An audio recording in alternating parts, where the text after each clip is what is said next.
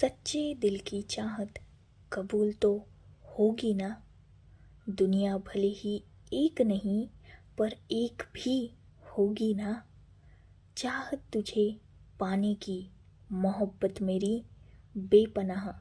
चाहत तुझे पाने की मोहब्बत मेरी बेपनाह। चाहूँ तुझे दिल से अपने, बस इतना ही तो मेरा गुनाह।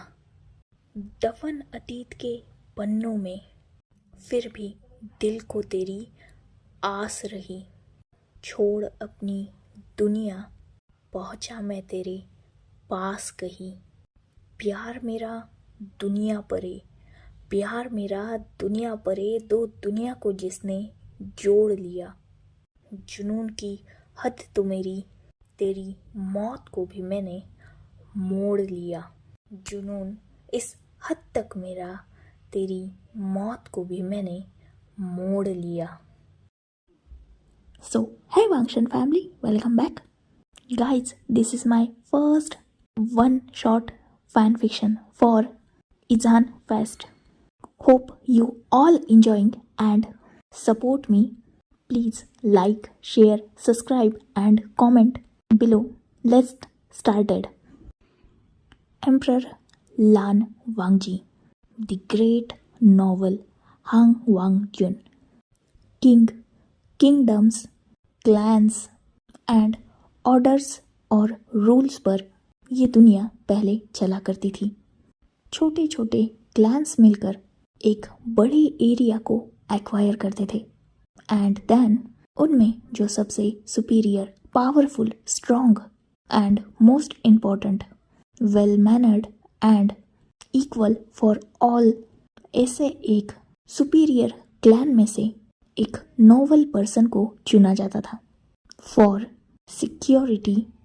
मुसीबत के वक्त में जो अपनी जान की फिक्र ना करते हुए दुश्मनों के सामने अपने प्लेस के लिए खड़ा रह पाए, जिसे डर मौत का नहीं बल्कि मौत जिससे डरे, दुश्मन जिसके सामने हार सके और जो दुश्मनों को हराने की ताकत रखे, जो दुश्मनों के लिए जितना क्रूअल हो उतना ही काइंड अपनी राज्य की प्रजा के लिए हो, जो equality, justice, power, strength, most importantly उन सारे क्लैंस की रिस्पॉन्सिबिलिटी अपने कंधों पर उठाकर उन सबको ना सिर्फ इक्वली ट्रीट कर सके बल्कि उन्हें सिक्योरिटी और इक्वली पावर भी प्रोवाइड कर सके।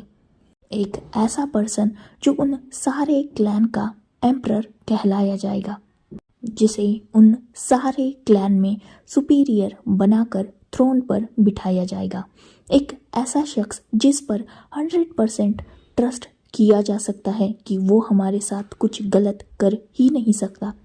ऐसा ही एक ग्रेट वॉरियर जिसने आज तक एक भी जंग नहीं हारी थी, जिसके लिए उसकी प्रजा उसके अपनों की तरह थी, बिल्कुल बच्चे की तरह, जो किसी के साथ भी भेदभाव कभी नहीं करता था, जो हमेशा शांत रहता था और अगर जंग में उतर जाए तो उससे ज़्यादा क्रूअल कोई नहीं। उसकी प्रजा उसके गुणगान गाते थकती नहीं थी, वही उसके दुश्मन उसकी क्रूएलिटी से उतने ही ज़्यादा कांपते थे। एक ग्रेट एम्परर जिसने अपनी पूरी लाइफ सेक्रीफाइस कर दी, बस अपने लोगों को, अपनी प्रजा को बचाते हुए और अपने दुश्मनों से लड़ते हुए। एक ऐसा स्ट्रॉन्ग अल्फा वॉरियर जो दुश्मनों से कभी भी हारा नहीं, जिंदगी में बड़े से बड़ी जंग जीतने वाला, वो स्ट्रॉन्ग और डोमिनेटेड अल्फा जो बस अपनी जिंदगी में एक ही जंग हार गया, जो उसके दुश्मनों से नहीं बल्कि उसके अपनों से थी।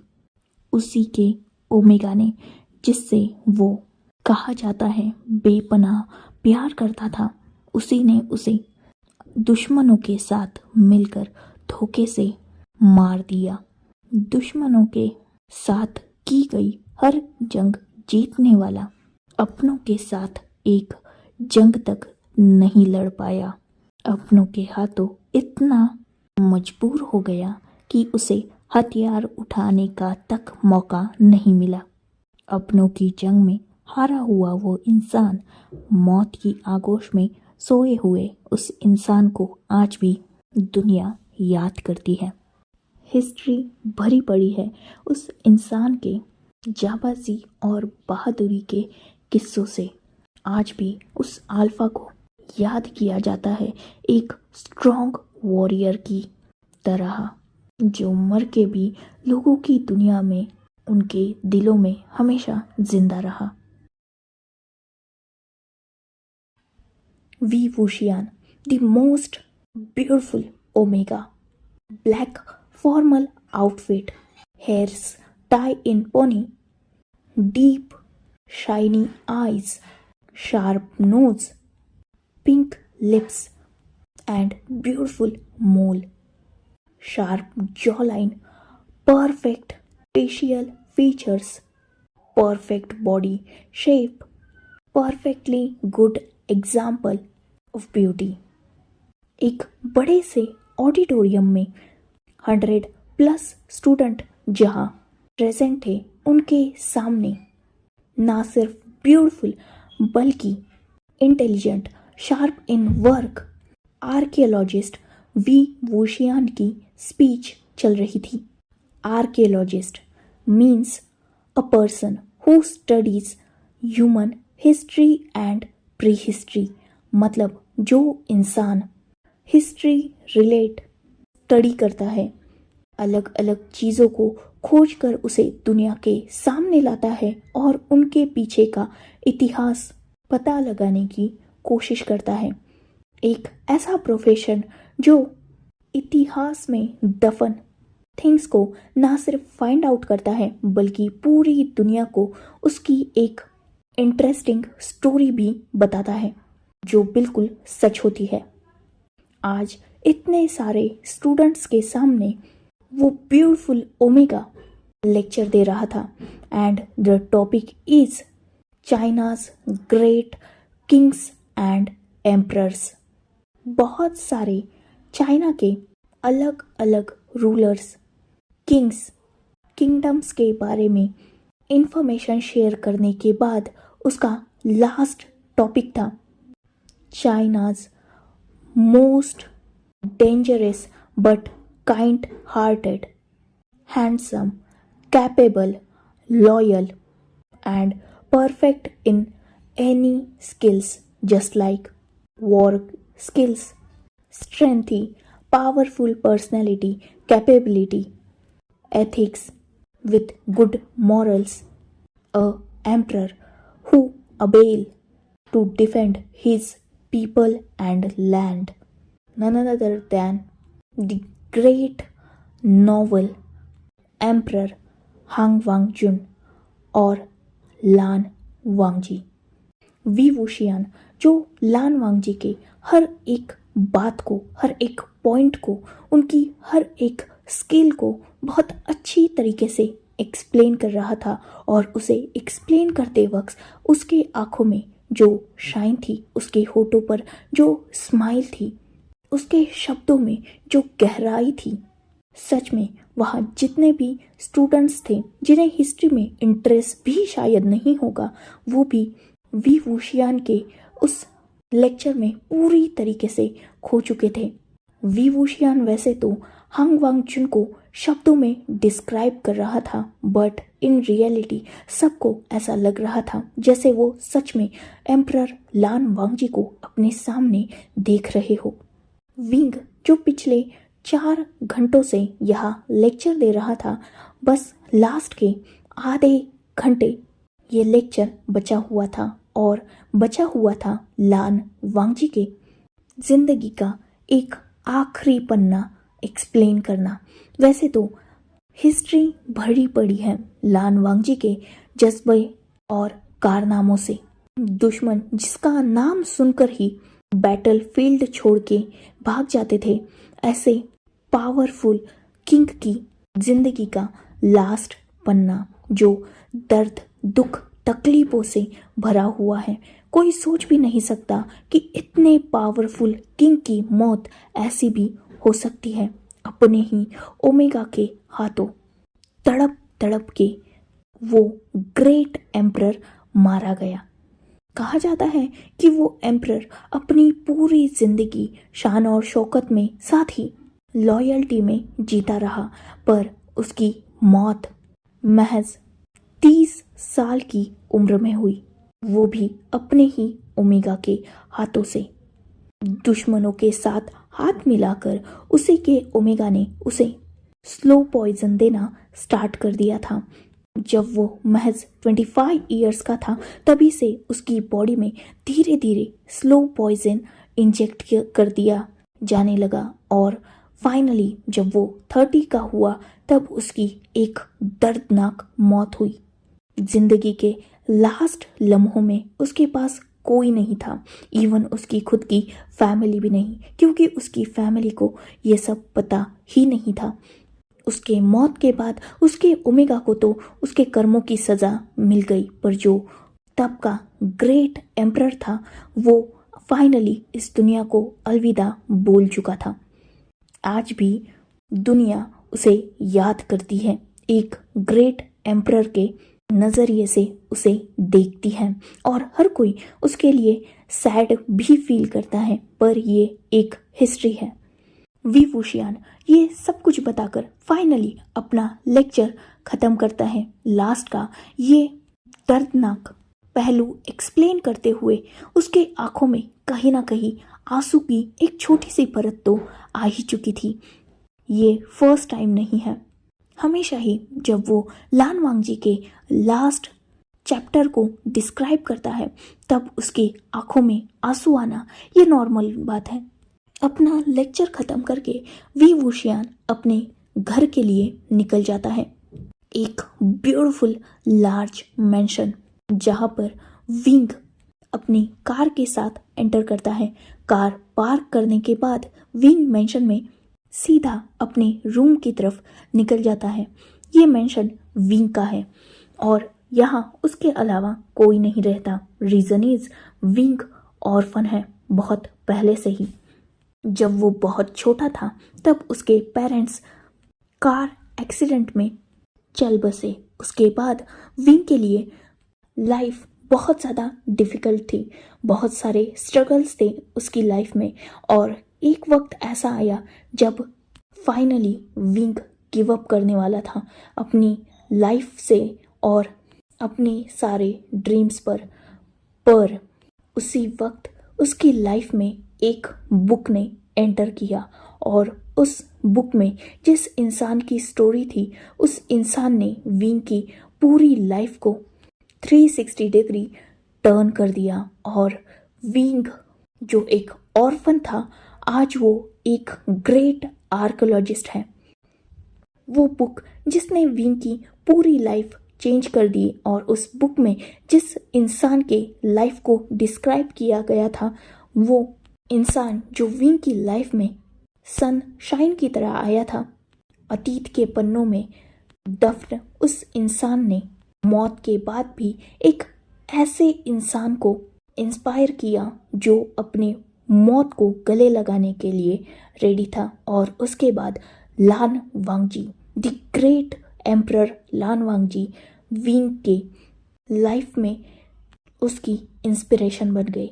उनकी लाइफ स्टोरी ने हमेशा ही विंग को इंस्पायर किया, और आज वक्त ये है कि विंग जो एक ब्यूटीफुल सिंगल ओमेगा है वो ऑलरेडी एक डेथ इंसान के प्यार में पूरी तरीके से गिर चुका है।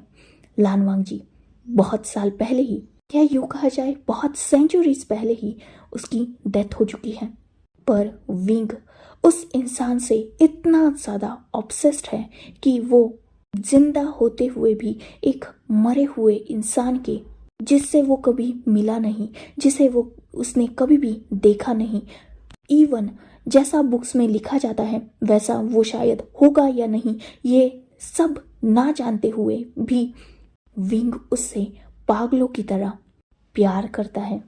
हाँ, ये पागलपन है, ऑब्सेशन है, एक अलग ही जुनून है। अगर किसी को ये बताया जाए कि एक ऐसा इंसान है जो हिस्ट्री के पन्नों में दफन किसी राजा से प्यार करता है, ये बहुत सिली थिंक होगी। देखा जाए तो ये जिसे भी पता चलेगा वो शायद सिर्फ हंसेगा, क्योंकि आज की दुनिया में जहाँ मॉडर्न टेक्नोलॉजी रूल करती है और एक से बढ़कर एक अल्फाज जिनके पास सब कुछ है, जो कैपेबल है, उनके पीछे ना भागते हुए एक मॉडर्न इंसान एक हिस्टोरिकल किंग के प्यार में पागल है। विंग के मेंशन में जितनी चीज़ें, जितनी तस्वीरें उसकी खुद की नहीं है, उससे कई ज़्यादा तस्वीरें, चीज़ें लान वांगजी की है।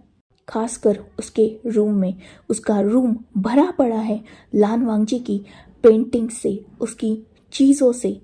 विंग को जब भी ऑक्शन में कोई भी चीज़ वांगजी के रिलेटेड मिलती है, विंग बिना पैसों की परवाह किए, बिना किसी भी चीज़ को सोचे, सीधा उस चीज़ को खरीदने के पीछे लग जाता है। और ऐसे ही उसके मेंशन में बहुत सारी चीज़ें हैं, और कुछ दिन पहले ही उसे ऑक्शन में एक सबसे प्रीशियस चीज़ मिली, जिस चीज़ को खुद विंग ने ही ढूंढा था और जिसे उसने अपने पास रखने के लिए न जाने कितनी फाइट की, क्योंकि वो एक हिस्टोरिकल थिंक थी, साथ ही वो चाइनीज हिस्ट्री का सबसे प्रीशियस हिस्सा थी। इसीलिए चाइनीज गवर्नमेंट उसे सेल करने के लिए या ऑक्शन करने के लिए बिल्कुल रेडी नहीं थी, और ये बात खुद विंग भी नहीं चाहता था, पर फिर भी विंग को वो चीज़ चाहिए तो थी। इसीलिए उस चीज़ को वो खरीद तो सकता नहीं था, क्योंकि उसका ऑक्शन तो होने वाला नहीं था, पर फिर उसे हासिल कैसे करना। न जाने विंग ने कितने एफर्ट्स, कितनी मनी और कितनी स्ट्रेंथ लगाई है उस चीज़ को हासिल करने के लिए, क्योंकि वो चीज़ जिस इंसान से वो पागलों की तरह प्यार करता है, उसकी सबसे पसंदीदा चीज़ थी। और वो कुछ और नहीं बल्कि एक म्यूजिकल इंस्ट्रूमेंट था, गूचिंग। कहा जाता है कि लान वांगजी को सबसे ज़्यादा प्यार अपने गूचिन से था। जब भी वो उदास रहता, जब भी वो बहुत ज़्यादा हैप्पी भी रहता, तो वो सीधा अपनी गूचिन को प्ले करने लगता।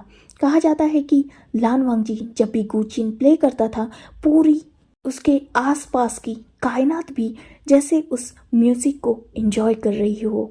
इतनी प्यारी मेलोडी लान वांगजी प्ले करता था, और विंग को वही गूचिन मिली। और फाइनली बहुत सारे एफर्ट्स, बहुत सारे फाइट्स के बाद उसने उस गूचिन को बस अपने लिए रखवा लिया। वो गूचिंग विंग के रूम में है, और वो खुद भी उस गूचिंग से बहुत ज़्यादा प्यार करता है। वो भी उस गूचिंग को अक्सर प्ले करता है, और जब भी विंग उस गूचिंग को प्ले करता है, उसे ऐसा लगता है जैसे वो अपने प्यार के साथ उस गूचिंग को प्ले कर रहा हो। उसकी हर एक स्ट्रिंग विंग को एहसास कराती है वांगजी का। उसमें से निकलती वो ब्यूटीफुल मेलोडी विंग को वांगजी के साथ रहने का एक अलग ही एहसास देती है। ये जुनून, ये ऑब्सेशन जिसने विंग को पूरी तरीके से कैप्चर करके रखा है। विंग जिसका रूम बहुत ज़्यादा बड़ा है, साथ ही एक लार्ज बालकनी। विंग आज भी जैसे ही उस मेंशन में एंटर करता है, अपने रूम में जाने के बाद वो अपने कोट को उतारकर साइड में फेंक देता है और जाकर गूचिंग पर बैठ जाता है। उस गूचिंग की म्यूजिक को वो फील करने लगता है, साथ ही अपनी आईज क्लोज किए उस मेलोडी को वो प्ले भी कर रहा था। विंग कुछ देर बाद एक फ्रेश फीलिंग के साथ उठ जाता है और ग्लास डोर को ओपन करके सीधा बालकनी में चला जाता है। विंग को स्टार्स देखना भी बहुत ज़्यादा पसंद है। वो आसमान की तरफ देख रहा था, साथ ही आज आसमान में फुल मून नाइट थी, मतलब फुल मून था।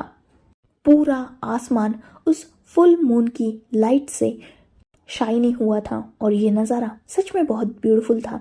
एक्चुअली विंग को कुछ देर पहले ही ये पता चला था कि आज की रात लगभग 100 सालों में एक बार आती है जब स्टार्स एक परफेक्ट अलाइन में होते हैं और कहा जाता है कि आज की रात जो भी मांगा जाए वो ज़रूर हासिल होता है, बस मांगने वाले में सच्चा दिल होना चाहिए। विंग को ये पता चला था तो उसने उस मून की तरफ देखा और एक सॉफ्ट स्माइल की। विंग ने अपने दिल में ही उस मून को देखकर सोचा कि काश ये रात उसकी भी विश कंप्लीट कर दे और वो वांग जी के पास चला जाए या फिर वांग जी उसके पास आ जाए। विंग ने ये अपने दिल में सोचा और उसके बाद वो खुद ही हंसने लगा क्योंकि वो जानता है कि ये बहुत सिली विश है जो कभी भी कंप्लीट नहीं हो सकती। ऑब्वियसली हिस्ट्री में मर चुका एक इंसान और प्रेजेंट में जी रहा एक दूसरा इंसान, क्या उन दोनों का मिलना कभी पॉसिबल भी है? बिल्कुल नहीं, ऐसा हो ही नहीं सकता। खैर विंग इन चीज़ों पर शायद ही यकीन करता भी है। वो बस उस मून को कुछ देर तक एंजॉय करता है। उन ठंडी हवाओं को फील करने के बाद विंग फाइनली रूम में आ जाता है। हवा बहुत अच्छी चल रही थी तो विंग का दिल नहीं होता, इसीलिए आज वो फॉर अ चेंज बालकनी का glass door one side open छोड़ देता है और रूम में जाकर फ्रेश हो जाता है। सीधा विंग अपने बेड पर लेट चुका था। विंग का बेड बहुत लार्ज था और उसके सामने एक बड़ी सी लान वांग जी की पेंटिंग लगी हुई थी और एक साइड में एक एंटीक मिरर था जो बहुत ब्यूटीफुल था। बिल्कुल उस पेंटिंग के साइड में विंडो, मतलब जहाँ बालकनी का ग्लास डोर था उसी के साइड में एक ब्यूटीफुल एंटीक टेबल पर हांग वांगजुन की वो कुचिंग रखी गई थी। विंग जो फाइनली बेड पर जाकर लेट चुका था और अपनी आईज क्लोज कर चुका था। ऐसे ही रात बीत रही थी पर अचानक जब करीबन रात के 3 बजे थे या शायद 3:50, कहा जाता है कि ये वक्त बहुत ज़्यादा इम्पॉर्टेंट रहता है इंसान की लाइफ में। अर्ली मॉर्निंग 3:50 का वक्त एक अलग ही पावर, स्ट्रेंथ का और कुछ अच्छे कुछ बुरे बट इम्पॉर्टेंट टाइम में गिना जाता है। आज की नाइट ऑलरेडी बहुत ज़्यादा स्पेशल थी और मून जो आसमान में चमक रहा था और विंग के बालकनी का ग्लास डोर ओपन था। मूनलाइट सीधा टेबल पर रखी उस गूचिंग पर गिर रहा था और उस गूचिंग का रिफ्लेक्शन मिरर में नजर आ रहा था। जहाँ एक तरफ मिरर में गूचिंग का रिफ्लेक्शन नजर आ रहा था, अगर दूसरे एंगल से देखा जाए तो मिरर में विंग का भी रिफ्लेक्शन नजर आ रहा था। मतलब विंग का बेड और वो मिरर बिल्कुल आमने सामने थे और गूचिन वन साइड में रखी गई थी। तो अगर एंगल चेंज कर दिया जाए तो उस मिरर में सिर्फ गूचिन नजर आएगी और अगर वही एंगल चेंज कर दिया जाए और दूसरी तरफ से उस मिरर में देखा जाए तो गूचिन की जगह उस मिरर में विंग जो सो रहा है बेड पर वो भी नजर आएगा। और अगर एक परफेक्ट एंगल से देखा जाए तो विंग, गूचिंग और लान वांग जी की एक फोटोग्राफ जो विंग के बेड के हेडबोर्ड के साइड में भी लगी हुई है वो भी नजर आएगी। और सिनारियो कुछ ऐसा बन चुका था कि मून, गूचिन, विंग का बेड और लान वांग जी की वो पेंटिंग एक ही वक्त उस मिरर में रिफ्लेक्ट हो रही थी। धीरे धीरे वो सारी रिफ्लेक्शन कहीं ना कहीं एक होने लगती है। मूनलाइट जो गूचिंग पर गिर रही थी उस गूचिंग से एक वाइट लाइट अपीयर होने लगती है जिसका रिफ्लेक्शन सीधा मिरर पर गिरा था और मिरर से वो वाइट लाइट रिफ्लेक्ट होके सीधा विंग के ऊपर गिर रही थी। धीरे धीरे उस वाइट लाइट ने उस पूरे रूम को भर दिया था और अब उस रूम में बस वो पूरी वाइट लाइट जिसमें कुछ भी नजर नहीं आ रहा था वही शाइन कर रही थी। विंग जो पीसफुली सोया हुआ था उसे इस बारे में कुछ भी पता ही नहीं था। रात बीत जाती है। नेक्स्ट मॉर्निंग विंग को बहुत ठंडा ठंडा फील हो रहा था। धीरे धीरे विंग को फील होता है जैसे कुछ चल रहा है। विंग जो बहुत अनकंफर्टेबल फील कर रहा था क्योंकि उसके फेस पर कुछ वेट उसे फील हो रहा था जो बहुत वियर्ड था। साथ ही उसे अपने पैरों के पास भी कुछ अजीब सी सेंसेशन फील हो रही थी। इस वियर्ड फीलिंग की वजह से विंग की आईज ओपन हो जाती है और जैसे ही उसने आईज ओपन की थी विंग की बहुत जोर से चीख निकल गई थी बिकॉज सामने एक वियर्ड सा कुछ था जिसकी टंग थी। विंग जब उस मतलब जो भी था वो उससे दूर होता है तब वो देखता है कि वो एक डोंकी है। विंग उसे देखकर टोटली शॉक हो चुका था। इनफैक्ट वो अपने आसपास देख रहा था। विंग को जब कुछ समझ भी नहीं आ रहा था तभी उसे फिर से फील होता है जैसे उसके पैरों के पास भी कुछ है। विंग अपनी नजरें नीचे अपने पैरों की तरफ करता है तब वहाँ बहुत सारे रैबिट्स थे जो विंग के पैरों के पास खेल रहे थे। साथ ही विंग को टिकल कर रहे थे उसके पैरों पर, मतलब वो टंग से होता है ना जस्ट लाइक चाटना वगैरह वैसा कुछ। विंग जो पूरा शॉक हो चुका था, ये वो है कहाँ और ये क्या चल रहा है? क्या वो किसी जू में आ चुका है जहाँ डंकी और रैबिट एक साथ रहते हैं? नहीं, पर ये तो कोई जंगल नजर आ रहा है। वो तो अपने घर पे सोया था ना, तो वो खुले आसमान के नीचे क्या कर रहा है? इस ग्रीन घास पर वो जमीन पर लेटा हुआ क्यों है? यहाँ उसे कौन लाया? हजार सवाल और एक भी सवाल का कोई जवाब नहीं। विंग के फेस की बस देखने लायक एक्सप्रेशन थे क्योंकि वो इतना ज़्यादा कंफ्यूज था कि उसे कुछ भी समझ नहीं आ रहा था। वो अचानक कहाँ गया? मतलब ये तो ऐसे हुआ जैसे उसने आंखें अपने रूम में बंद की और वो उठा कहीं और ही, जिस प्लेस को वो जानता भी नहीं है। साथ ही यहाँ उसका कुछ भी नहीं है सिवाय उसके क्लोथ्स के। उसने वही नाइट क्लोथ्स पहन के रखे हैं जो उसने अपने घर पे पहने थे। तो उसे यहाँ कोई किडनैप करके लाया है, पर किडनैपर विंग को ऐसे जंगल में क्यों छोड़ देगा? क्या किडनैपर को वो हैवी लग रहा था कि वो उसका वेट नहीं उठा पाए और उसे यहाँ थ्रो कर दिया? बट ऐसे कैसे पॉसिबल है? अगर पैसे चाहिए तो विंग भी चाहिए ना, तो विंग को ऐसे जंगल में खुली आसमान के नीचे छोड़ना ये थोड़ा वियर्ड था। ऐसे न जाने कितने सवाल जवाब विंग के माइंड में चल रहे थे। वही विंग जो उठकर बैठ चुका था और वो डंकी जो विंग की तरफ ही देख रहा था जैसे वो डंकी भी थोड़ा कंफ्यूज हो। वही वो रैबिट्स जब विंग उठ के बैठ गया था तब उसके लैब में आकर खेल रहे थे। विंग जिसका माइंड चल ही नहीं रहा था, वो बस वियर्ड ख्याल सोच रहा था अपने दिमाग में, जैसे अगर किडनैप किया है तो किडनैपर्स कहाँ है? अगर उसे किसी ने यहाँ लाया है तो क्यों लाया है? अगर वो खुद यहाँ आया तो वो आया कैसे? उसे तो स्लीप वॉकिंग की आदत ही नहीं है, और अगर बाई चांस एक ही रात में वो आदत लग भी गई तो वो इतने घने जंगल के बीच में कैसे आ गया? और ये प्लेस भी उसे जानी पहचानी नहीं लग रही। विंग जो पूरी तरीके से कंफ्यूज था, पर यहाँ बैठे बैठे तो उसे इन सारे ऊट पटांग सवालों के जवाब नहीं मिलने वाले थे। इसीलिए वो उठ जाता है और अपने आसपास थोड़ा बहुत देखने लगता है। विंग को कहीं से दूर से पानी की आवाज आ रही थी।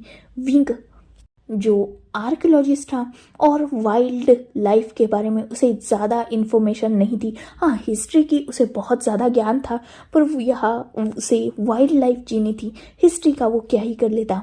तो वो कहीं उसने बचपन में या बड़े होने के बाद या कहीं तो भी सुना था कि अगर आप कहीं पे खो जाओ तो पानी को ढूंढो और उसके बाद पानी को फॉलो करो और आपको हो सकता है कि कोई जन जागृति जीवन इंसान मिल जाए। तो विंग वैसा ही करने का डिसाइड करता है। हाँ, उसकी ये इन्फॉर्मेशन भी शायद ही कंफर्म थी, मतलब उसे खुद को भी इस पर डाउट था, पर ठीक है ना, करना है तो कुछ तो करना होगा। तो वो उस पानी की आवाज़ के पीछे जाने लगता है। धीरे धीरे विंग जैसे जैसे आगे जा रहा था उसे उस पानी की और भी ज़्यादा आवाज़ आ रही थी, मतलब पानी के बहने की। विंग फाइनली कुछ देर बाद एक बड़ी सी रिवर के पास पहुंच जाता है और फाइनली विंग ने जो सुना था वो कोई भ्रम नहीं था। उसका वो सुना हुआ ज्ञान बिल्कुल परफेक्ट था, क्योंकि वहाँ कुछ उसे 2 हाथ 2 पैरों वाले जानवर दिख रहे थे। फाइनली विंग को रियलाइज होता है कि ये जानवर जो जिन्हें 2 हाथ और 2 पैर हैं वो उसी की तरह इंसान हैं। पर एक मिनट, अगर ये उसकी तरह इंसान है तो इन्होंने उसकी तरह क्लोथ्स क्यों नहीं पहने? इनके क्लोथ्स इतने वियर्ड क्यों है?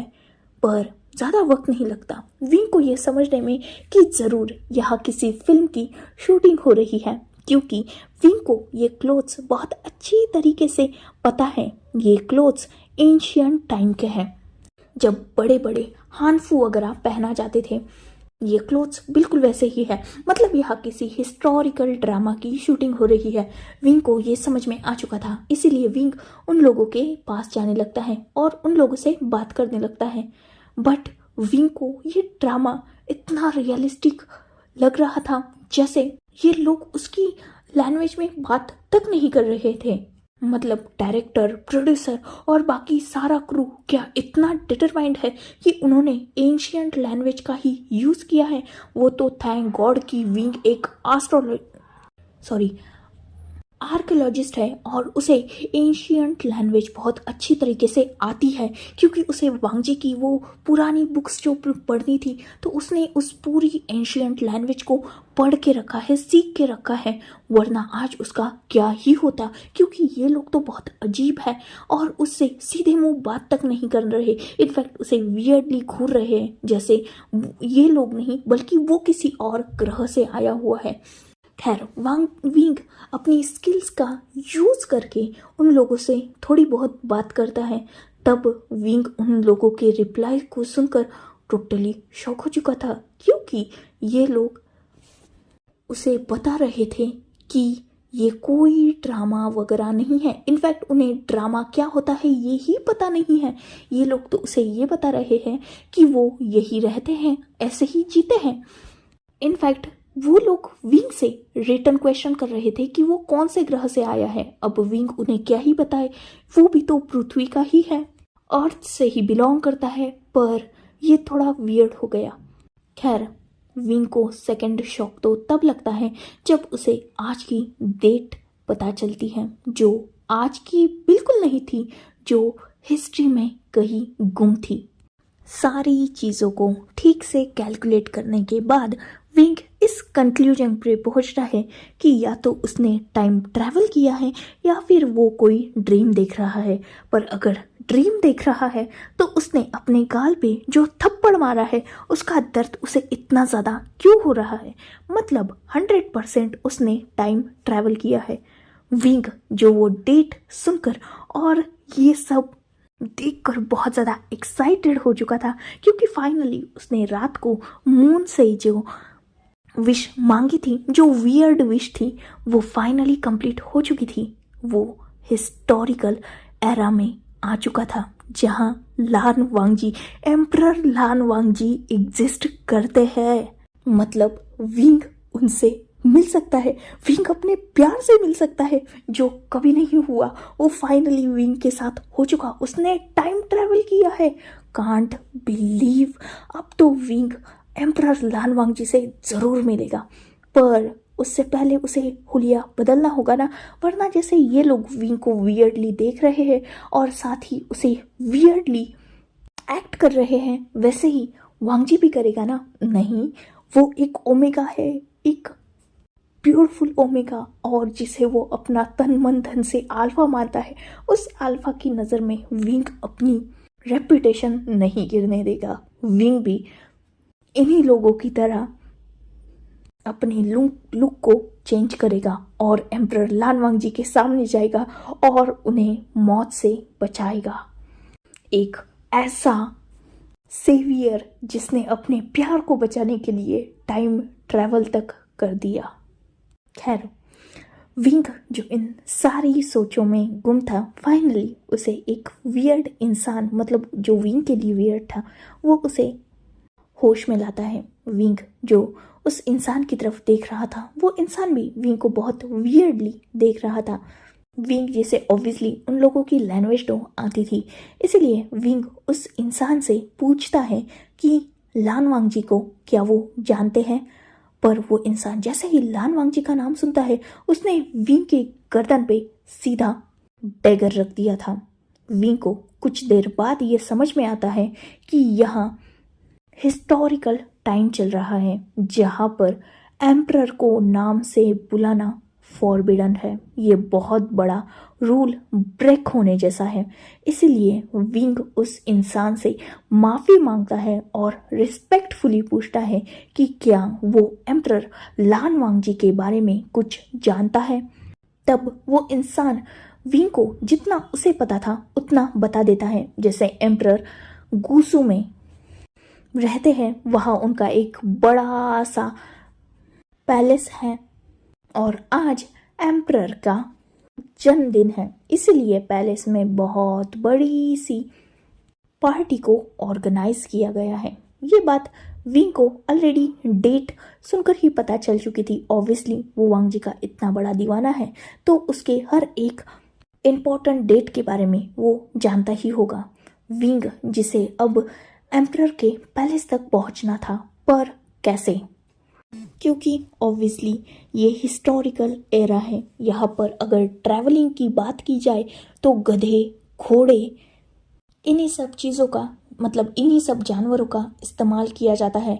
आज की तरह फास्ट मोटर बाइक्स, कार्स ऐसा कुछ भी अवेलेबल नहीं है। तो अगर वो घोड़े से जाएगा तभी शाम तक पैलेस तक पहुंच जाएगा। अगर वो अपने दोनों पैरों का यूज़ करके जाने का ठाने तो उसे जाने में कम से कम एक पूरी रात लगेगी। ऑलरेडी ये मॉर्निंग का टाइम है और अगर वो जल्द से जल्द हॉर्स बोरो करके जाए तो ही वो पैलेस तक पहुंच पाएगा। पर अब उसे हॉर्स बोरो करने के लिए मनी लगेगा और उसके पास मनी है ही नहीं। इस वक्त का क्या, उसके पास तो उस वक्त का भी मनी नहीं है। ऑब्वियसली वो नाइट ड्रेस में है तो अपने पास पैसा लेके तो सोएगा नहीं।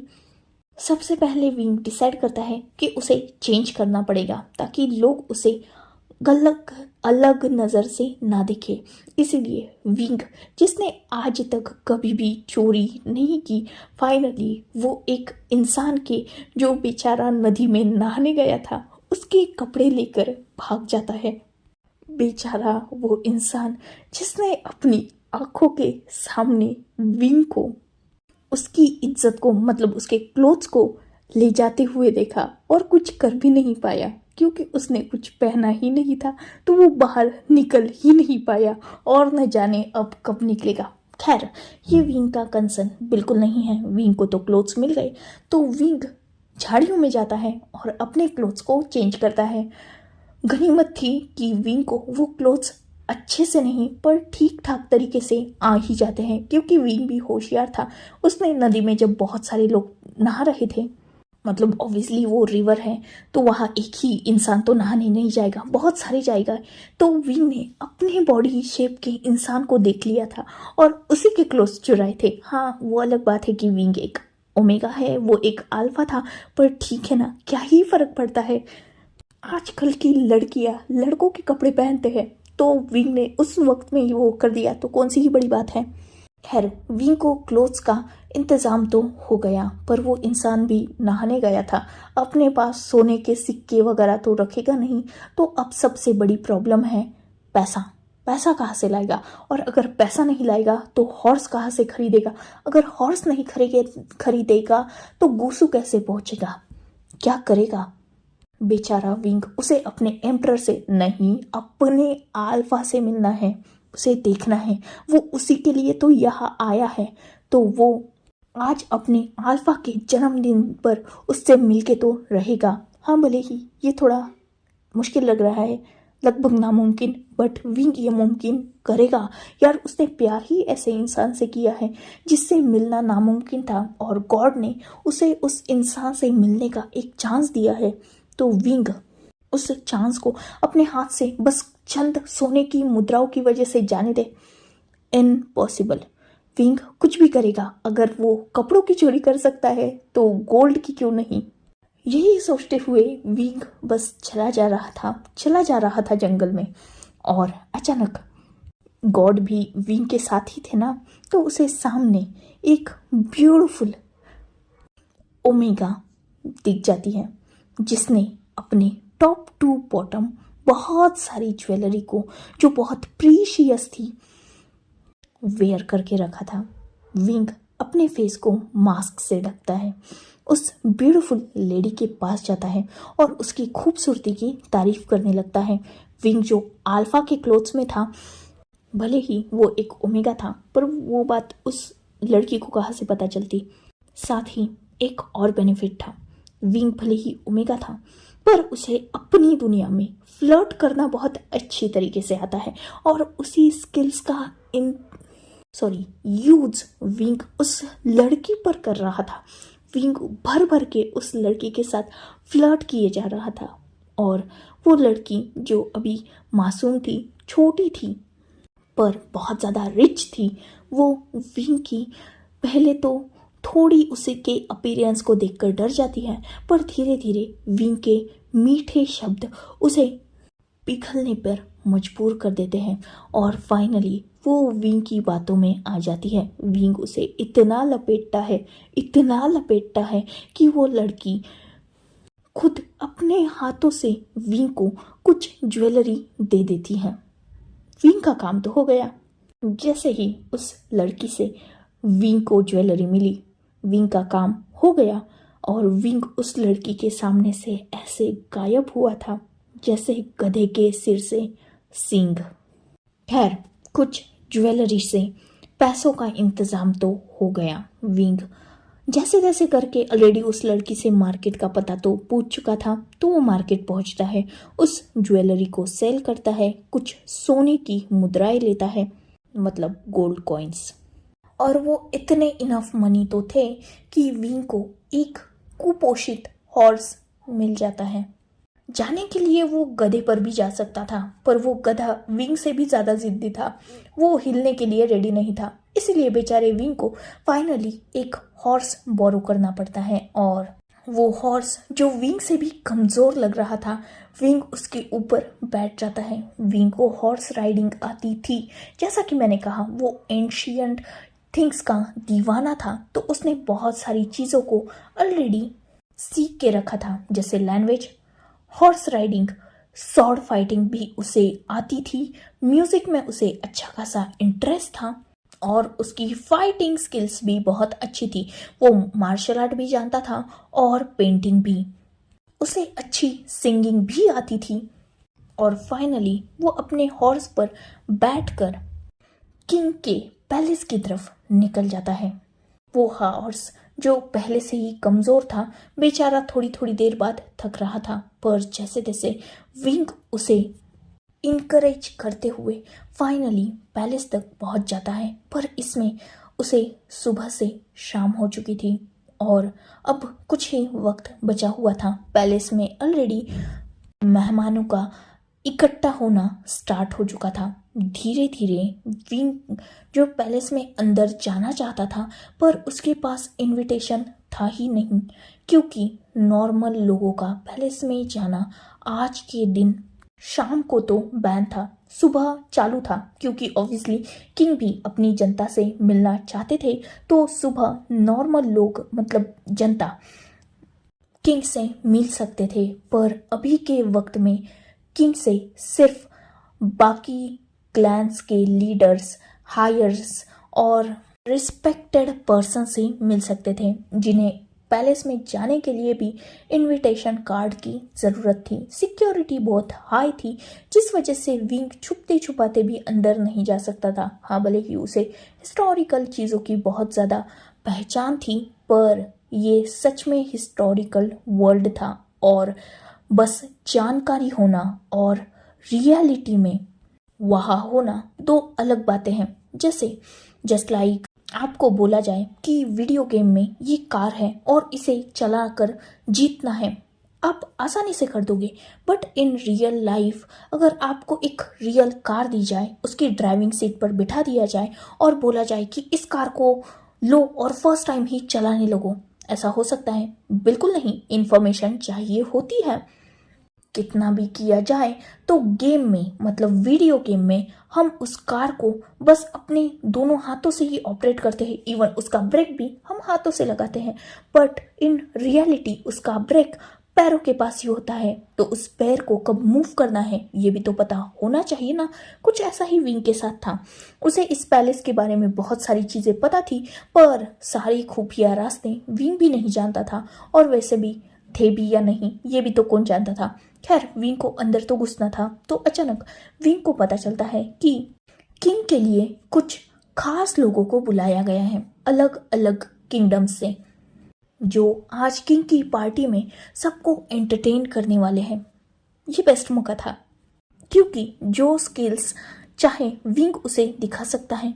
वो लान वांगजी की आंखों पे पट्टी लगाकर पेंटिंग बना सकता है, उसे कोचिंग प्ले करना आता है, उसे गाना गाना आता है, उसे डांस करना आता है, उसे स्वॉर्ड फाइटिंग आती है।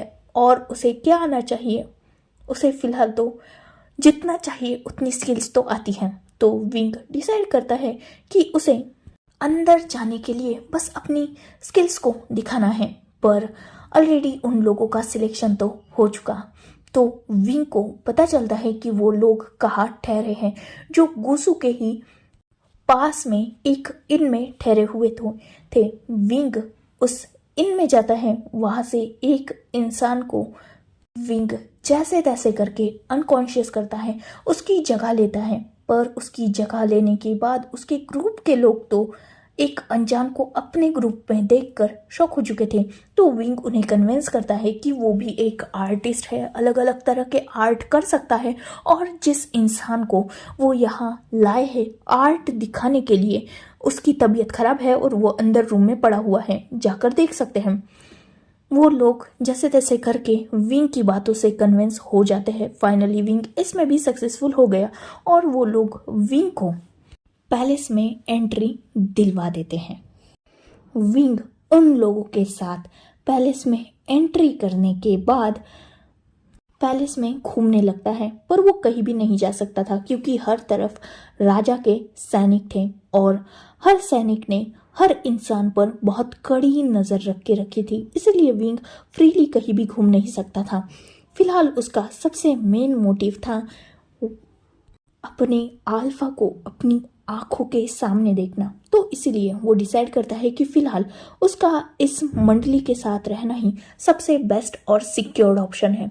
इसीलिए वो उन लोगों के साथ ही रहना स्टार्ट कर देता है। कुछ देर बाद उन लोगों की टर्न आती है। उनमें बहुत सारी लेडीज थी जो सबको अपने डांस थ्रू एंटरटेन कर रही थी। बहुत सारे अलग अलग तरह के लोग थे, जिसमें कुछ सिंगर्स थे, किसी को म्यूजिक प्ले करना आता था, किसी को अलग अलग तरह के आर्ट आते थे, जस्ट लाइक मुंह से आग निकालना वगैरह, ऐसा कुछ। ऐसे ही न जाने कितने डिफरेंट आर्ट्स। और लास्ट में बारी आती है विंग की। विंग जो वन मैन आर्मी था, क्योंकि वो क्या करने वाला है ये बात किसी को पता ही नहीं थी। इवन जिस ग्रुप के साथ वो आया था उन्हीं के लिए विंग नया था, तो विंग का इंट्रोडक्शन वो क्या ही देते। तो विंग जो अपनी लगाम अपने ही हाथ में पकड़ लेता है, वो सबसे पहले किंग के सामने जाता है। ऑब्वियसली विंग के क्लोथ्स चेंज हो चुके थे और उसने एक beautiful black and red combination का हानफू पहन के रखा था। ऑब्वियसली ये हिस्टोरिकल एरा था, तो यहाँ पर ओमेगास के फेस को मास्क से कवर किया जाता था। विंग ने भी अपने फेस को एक मास्क से कवर करके रखा था, पर उसकी आईज बहुत ज़्यादा शाइनी थी। विंग सबके सामने जाता है। हर तरफ बहुत सारे लोग थे जिनकी नज़र सिर्फ विंग पर थी, पर विंग की जिस पर नज़र थी वो उसके सामने, बिल्कुल सामने थ्रोन पर बैठा हुआ था, बिल्कुल किंग की तरह। ऑब्वियसली वो एक एम्परर था और वैसा ही उसका ऑरा भी था। जिस इंसान को आज तक विंग ने सिर्फ पेंटिंग्स में और अपनी इमेजिनेशन में देखा था, आज वो उसके सामने इन रियलिटी बैठा हुआ था। जहाँ एक तरफ विंग की नज़र एम्परर पर थी, वही एम्परर की खुद की नज़र भी बस विंग पर थी, विंग की उन आँखों पर जिसमें से अनकॉन्शियसली ही आंसू बहने लगे थे।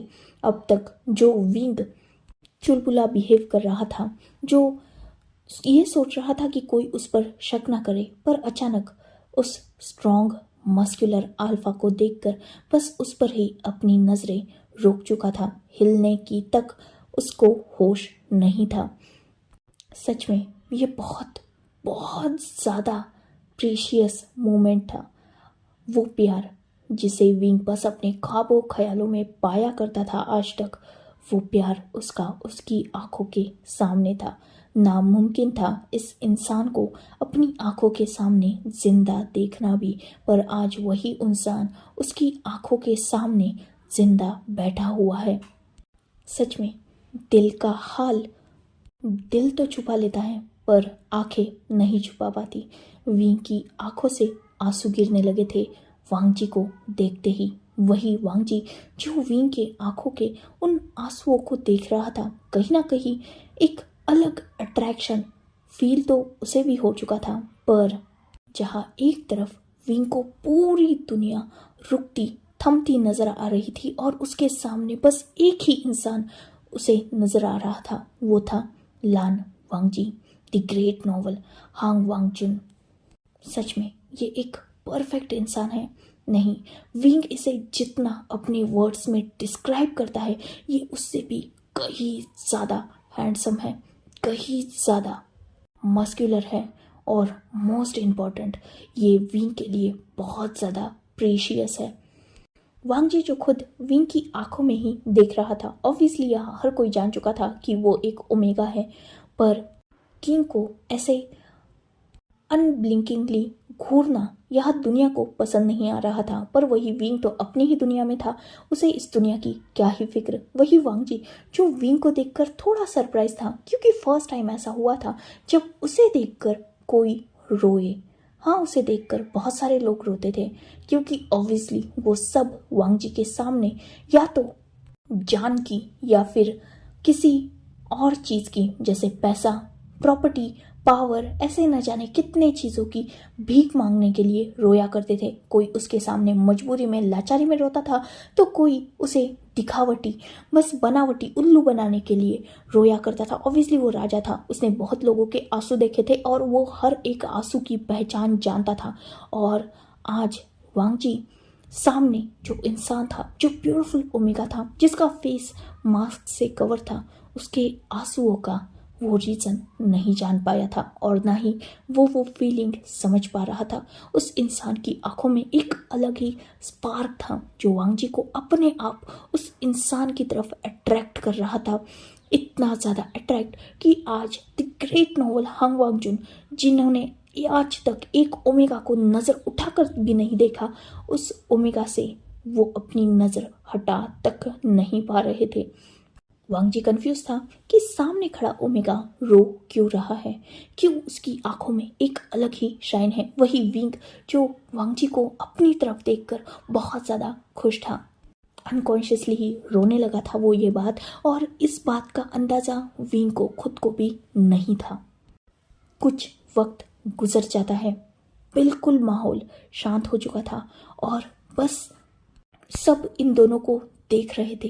किसी को भी कुछ भी समझ नहीं आ रहा था, पर कोई और वहाँ ऐसा भी था जिसे ये सब देखकर गुस्सा आ रहा था।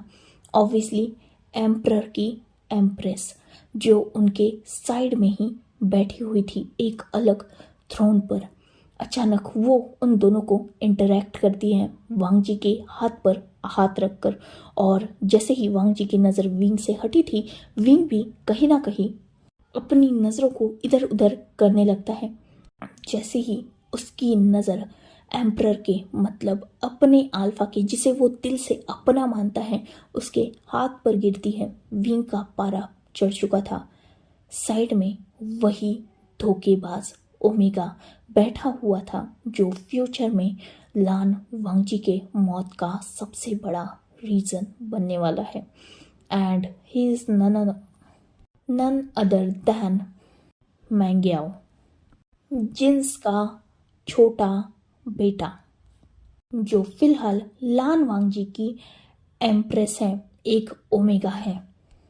विंग, जिसे बिल्कुल पसंद नहीं आया था मेंग्याओ का वांगजी को छूना, पर विंग फिलहाल कुछ कर नहीं सकता था क्योंकि विंग की वो फिलहाल पोजीशन नहीं थी। विंग को कैसे भी करके अब अपना जगह इस पैलेस में बनाना होगा, पर कैसे? विंग, जिसके दिमाग में ये सारे ख्याल चल रहे थे और उसकी नज़र टाइम टू टाइम वांगजी और मेंग्याओ के जॉइंट हाथों पर, कभी मेंग्याओ पर तो कभी वांगजी पर थी। वांगजी जिसकी आंखों में विंग के लिए एक अलग ही लुक था, वही मेंग्याओ जिसकी आंखों में विंग के लिए गुस्सा क्लियरली विजिबल था। विंग जिसे ये देखकर बहुत ज़्यादा वो होता है ना, हैप्पीनेस फील हो रही थी, क्योंकि कहीं ना कहीं विंग को समझ में आ चुका था कि मेंग्याओ उसके इंटेंशंस समझ चुका है। मतलब मेंग्याओ को ये पता चल चुका है कि अब उसकी लाइफ में एक लव राइवल की एंट्री हो चुकी है। विंग, जो मेंग्याओ की आंखों में गुस्सा देखकर बहुत ज़्यादा हैप्पी फील कर रहा था, वही अब आसपास के जो लोग थे वो विंग को एक अलग ही नज़र से देख रहे थे। विंग भी ये बात समझ रहा था। साथ ही जो पर्सन था, मतलब जो एक पर्सन था जो सबको ऑर्डर कर रहा था कि उन्हें उनका एक्ट वगैरह, मतलब जो भी उनमें स्किल्स है वो दिखाना स्टार्ट करना है और लोगों को एंटरटेन करना है, वो इंसान विंग को भी वैसे ही ऑर्डर करता है।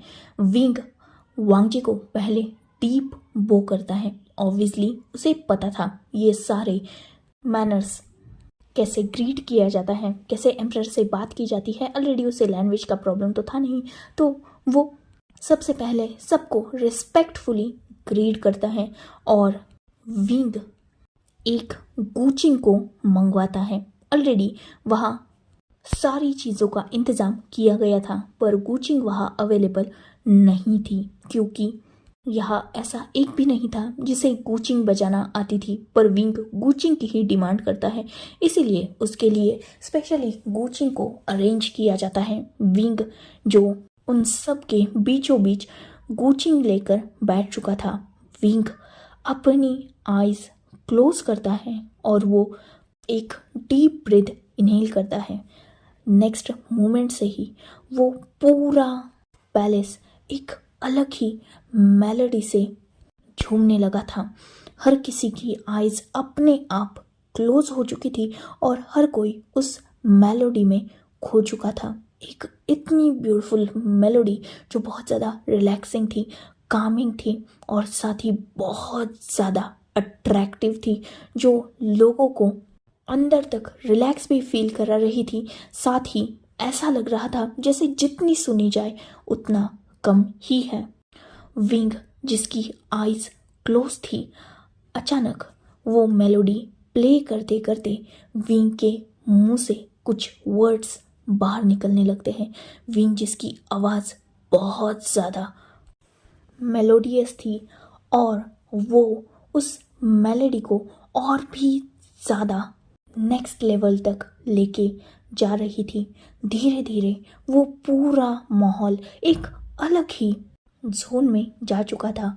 विंग की वो ब्यूटीफुल वॉइस, साथ ही गुचिंग से निकलती हुई भी वो ब्यूटीफुल मेलोडी, परफेक्ट कॉम्बिनेशन था और करीबन 15 मिनट तक चले इस माहौल में सबने अपनी आइज क्लोज करके रखी थी। इवन खुद विंग ने भी इस बात का किसी को रियलाइजेशन भी नहीं था कि वहाँ क्या चल रहा है।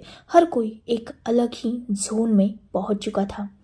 धीरे धीरे वो मेलोडी और वो सॉन्ग ख़त्म होता है और जैसे ही सब ने वो आवाज़ बंद होते हुए फील की थी, सब कहीं ना कहीं कुछ खाली फील करने लगे थे। वो होता है ना, एक अलग ही जोन रेडी हो जाना और उस जोन में पूरी तरीके से खो जाना और अचानक वो जोन बंद हो जाना, ये बहुत फ्रस्ट्रेटिंग था। तो बहुत सारे लोग बस चाहते थे कि वो चलता रहे, पर ऐसा हो नहीं सकता था ना। एक वक्त पे जाके वो ख़त्म हो चुका था और फाइनली सबने अपनी आइज ओपन की थी। हर कोई मेस्मराइज था और सामने का नज़ारा देखकर और भी ज़्यादा मेस्मराइज था, क्योंकि किंग खुद अपने थ्रोन से उठकर सीधा विंग के सामने खड़े थे। विंग जिसने सबसे लास्ट में अपनी आइज ओपन की थी, उसके सामने सीधा एम्परर लान वांगजी थे और विंग भी उन्हें देखकर एक पल के लिए शॉक हो चुका था, पर दूसरे ही पल फिर से विंग उनकी आंखों में खो चुका था। वांगजी जो विंग की तरफ देख रहा था, वही विंग भी वांगजी की ही आंखों में खोया हुआ था। वांगजी ने जब विंग का गूचिंग प्ले करना सुना था, तब से वो बस मेस्मराइज हो चुका था। अपना सुध-बुध एक पल के लिए वो भी खो तो चुका था, क्योंकि उसने भी फर्स्ट टाइम इतनी ब्यूटीफुल मेलोडी सुनी हुई थी। साथ ही विंग का वो परफेक्ट पोस्चर जब वो गूचिंग प्ले करते हुए बैठा था, गूचिंग पर स्लाइडली मूव करते हुए उसकी वो लॉन्ग फिंगर्स जो बहुत ज़्यादा उसे अट्रैक्टिव बना रही थी।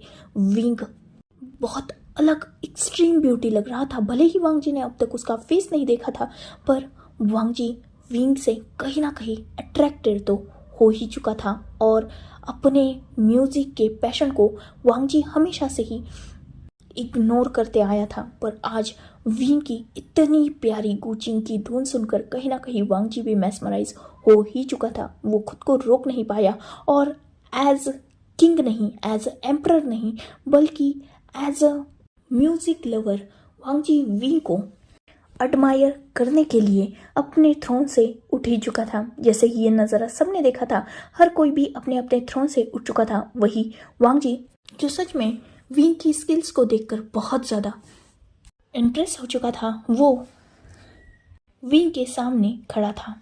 विंग खुद भी वांगजी को अपने सामने देखकर कुछ पल के लिए तो खो जाता है, पर बहुत जल्द उसे रियलाइज होता है कि वो कहाँ है और क्या कर रहा है। विंग तुरंत अपनी जगह से उठ जाता है और फिर से वांगजी को अपने सामने डीप बो करता है। वांगजी नोट करता है और विंग से उसका नाम पूछता है। विंग अपना नाम वी वुशियान बताता है। वांगजी नोट करता है और वो विंग को उस ब्यूटीफुल मेलोडी का नाम पूछता है, साथ ही उस गाने का भी। विंग वांगजी की आंखों में देखते हुए अपनी डीप वॉइस में कहता है, वांगशियान। वांगजी जो कंफ्यूज हो चुका था, वो विंग की तरफ देखता है और अपनी रफ वॉइस में विंग से पूछता है कि वांगशियान का मतलब क्या है।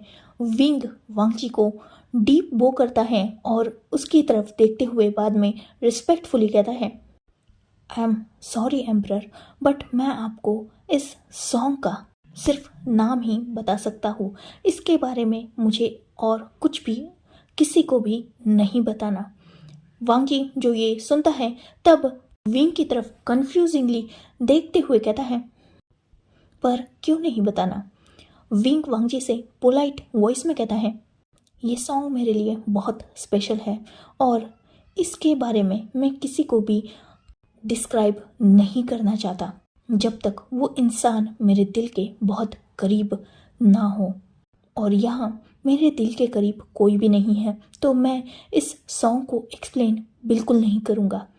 ये सुनकर बाकी के लोग जहाँ ऑफेंड हो चुके थे, वहाँ वांगजी विंग की फीलिंग्स की रिस्पेक्ट करता है और बाद में उससे फोर्स नहीं करता। विंग जानता था कि वांगजी का यही नेचर है, वो लोगों की रिस्पेक्ट करना बहुत अच्छी तरीके से जानता है, इसीलिए वो वांगजी से ऐसे ही बिहेव की एक्सपेक्टेशन रख रहा था। वांगजी जो विंग को अप्रिशिएट करता है, साथ ही उसे एज अ गिफ्ट बहुत सारे गोल्ड कॉइन्स भी दे देता है और फाइनली ये फंक्शन ख़त्म हो जाता है। सिर्फ फंक्शन ख़त्म हुआ था, ना ख़त्म हुई थी वो पहली नज़र की मुलाकात, और ना ही ख़त्म हुआ था विंग के लिए वांगजी का प्यार। विंग को इनाम मिलने के बाद उन्हीं लोगों के साथ वापस जाना भी पड़ रहा था, पर विंग जाना नहीं चाहता था, पर वो यहाँ रुक भी नहीं सकता था अनटिल जब तक किंग उसे यहाँ रहने की परमिशन ना दे दे। पर किंग उसे यहाँ रखेंगे क्यों? क्योंकि किंग की एम्प्रेस मतलब एम्परर की एम्प्रेस ऑलरेडी एम्परर से गुस्सा हो चुकी हैं किसी और ओमेगा की तरफ देखने के वजह से। और फिलहाल एम्परर जिनकी माइंड में अभी भी विंग घूम रहा है, वो अपनी एम्प्रेस को ज़बरदस्ती मनाने की कोशिश कर रहे हैं। इन रियलिटी एम्परर और एम्प्रेस का रिश्ता कोई जानता ही नहीं है। देखा जाए तो एज अ अल्फा ओमेगा वो करीब आ चुके हैं, उन दोनों में वो सब कुछ भी हो चुका है जो एक मैरिड कपल में अल्फा ओमेगा में होना चाहिए। पर सच्चाई तो यह है कि कभी भी किंग ने एम्प्रेस के लिए कोई भी फीलिंग फील की ही नहीं। बस एक बार जब एम्परर अपनी रट में थे तब मजबूरी में उन्होंने एम्प्रेस के साथ अपना रिश्ता बनाया था, पर उसके बाद उन्होंने एम्प्रेस को कभी भी टच तक नहीं किया और उसके बाद उनका रिश्ता बस ऐसे ही चल रहा है। दुनिया के सामने वो दोनों परफेक्ट कपल है, बट इन रियलिटी एम्प्रेस भी ये बहुत अच्छी तरीके से जानती है कि एम्परर के दिल में उसके लिए कोई भी फीलिंग नहीं है और इसी फीलिंग्स को हमेशा ज़बरदस्ती बनाए रखने के लिए एम्प्रेस एम्परर के सामने न जाने कितने नाटक करती है। पर वो होता है ना, दिल का रिश्ता कुछ अलग होता है, फिर सामने कोई भी आ जाए कोई फ़र्क नहीं पड़ता। एम्परर का कुछ ऐसा ही है। उन्होंने भले ही एम्परर्स को एज हिज एम्प्रेस एक्सेप्ट कर लिया है, पर आज तक भी अल्फा ओमेगा को एक्सेप्ट नहीं कर पाया। ये बस एक पिक्चर परफेक्ट रिश्ता है जो दुनिया के सामने बिल्कुल परफेक्ट है, बट इन रियलिटी वो बिल्कुल मेसी है। खैर, मेंग्याओ जो वांगजी के सामने नाटक कर रहा था, वांगजी कहीं ना कहीं मेंग्याओ को मनाने की कोशिश भी कर रहा था, पर इन डीप उसके दिल में ऐसी कोई फीलिंग नहीं थी, बस ये उसकी मजबूरी थी, इसीलिए वो कर रहा था। जैसे तैसे करके वांगजी मेंग्याओ को कन्विंस कर लेता है और फाइनली वो दोनों सो चुके थे। पर आज वांगजी के नींदों में कोई और खलल डाल रहा था और फाइनली बहुत मुश्किल से जब वांगजी सोता भी है तब भी उसके सपनों में भी वही ब्यूटीफुल आईज, वो ब्यूटीफुल वॉइस बस घूम रही थी। वांगजी के अंदर क्यूरियोसिटी थी उस मास्क के पीछे का फेस देखने की।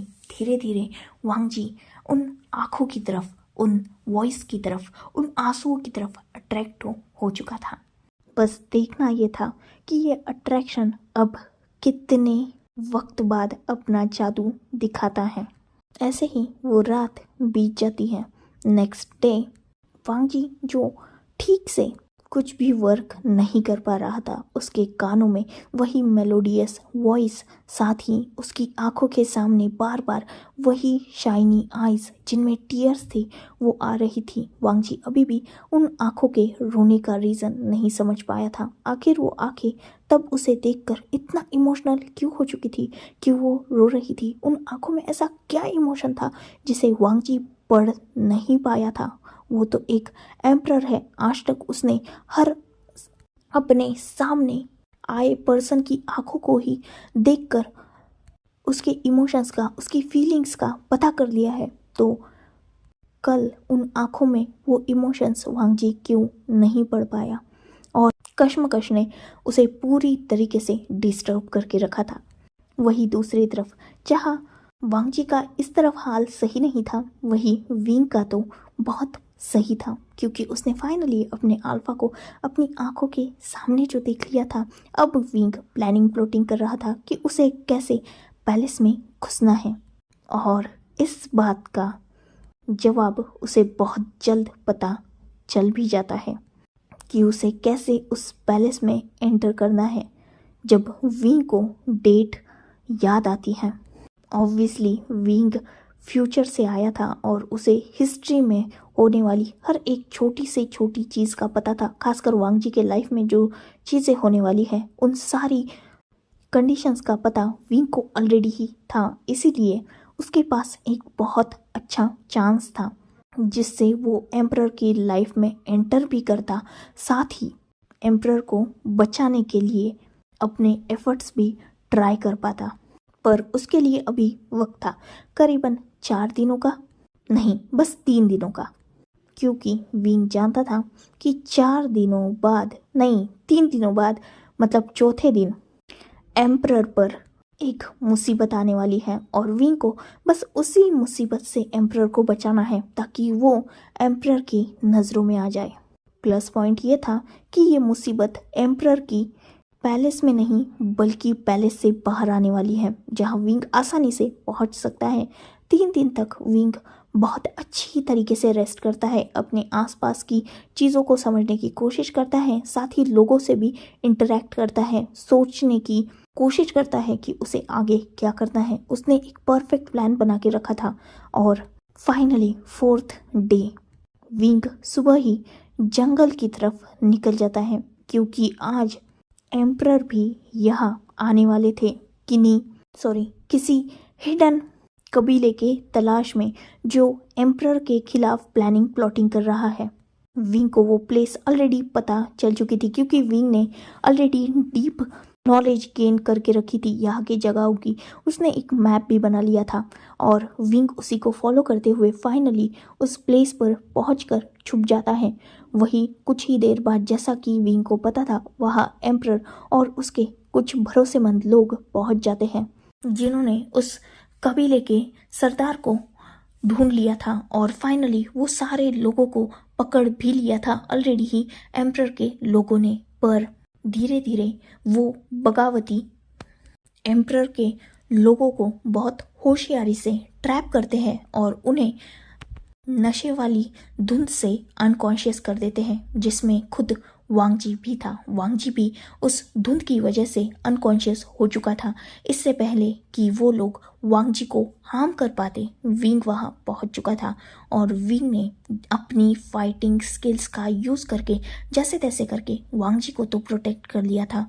विंग ने वांगजी को बहुत मुश्किल से हॉर्स पर डाला और वो खुद हॉर्स पर राइड करने लगा। उसने वांगजी को टाइटली हॉर्स पर पकड़ के रखा था। हाँ, भले ही वांगजी बहुत मस्कुलर था, स्ट्रॉन्ग था, साथ ही एक अल्फा था, तो ये मुश्किल था पर नामुमकिन नहीं था। विंग को अपने प्यार को प्रोटेक्ट तो वैसे भी करना था और उसे तो चांस मिला था तो वो क्यों नहीं बचाता वांगजी को। वो अपना 100% देकर भी वांगजी को बचाता है और वांगजी को एक सेफ प्लेस पर लाता है। वो वांगजी के कुछ वॉर्म्स को ट्रीट करता है जो छोटी बहुत उसे खरोंचें लग चुकी थी, उन्हें वो ट्रीट करता है और फाइनली एम्परर को वो एक पेड़ की हेल्प से बिठा देता है। विंग खुद जंगल में से कुछ फलों का इंतज़ाम करता है और जब तक वो एम्परर के पास वापस जा पाता वो देखता है कि ऑलरेडी वांगजी होश में आ चुका है। विंग वांगजी को देखकर बहुत ज़्यादा खुश हो चुका था। वो तुरंत ही वांगजी के पास भागते जाता है। वही वांगजी जो खुद को यहाँ देखकर पूरी तरीके से शॉक था, वो विंग को अपनी तरफ भागते हुए आता देखता है। विंग ने अभी भी अपने फेस को मास्क से कवर करके रखा था, जिस वजह से वांगजी विंग का फेस तो नहीं देख पाया था, पर वांगजी को वक्त भी नहीं लगा था विंग को पहचानने में। वांगजी विंग को जब अपनी तरफ इतनी हैप्पीली आते हुए देखता है, क्योंकि ऑब्वियसली विंग हंसते कूदते हुए आ रहा था, तो वो समझ जाता है जब हमारी तरफ कोई अपसेटली आता है, भले ही उसका फेस ना दिखे पर वो समझ जाता है। तो वांगजी शॉक था विंग को इतना हैप्पी देखकर। वही विंग जो खेलते कूदते फाइनली वांगजी के पास आ चुका था और वांगजी के बिल्कुल सामने आकर वो वांगजी से अपनी एक्साइटेड वॉइस में पूछता है कि क्या वो ठीक है। वांगजी जो कंफ्यूज थे पर नोट कर देते हैं और विंग अपने हाथ में जितने भी फ्रूट्स थे उन्हें वांगजी की तरफ बढ़ाते हुए उन्हें खाने के लिए बोलता है। वांगजी जो फिर से नीचे बैठ चुका था, वही विंग भी उसके सामने ही बैठ चुका था। वांगजी विंग से पूछता है कि क्या हुआ, तब विंग उन्हें सब कुछ बताता है। वांगजी ये भी पूछता है कि वो वहाँ क्या कर रहा था, तब विंग उन्हें ये बताता है कि वो तो बस शिकार के लिए जंगल में गया था और उसने वो सब देखा तो वो एम्परर की हेल्प करने वहाँ पहुँच गया। वांगजी नोट करता है, वो उन फ्रूट्स को खाता है और बाद में वो विंग को थैंक यू भी बोलता है अपनी जान बचाने के लिए। विंग नोट कर देता है और वो वांगजी को वापस महल में जाने के लिए बोल देता है, क्योंकि विंग जानता था कि वांगजी से फेवर मांगना गलत होता।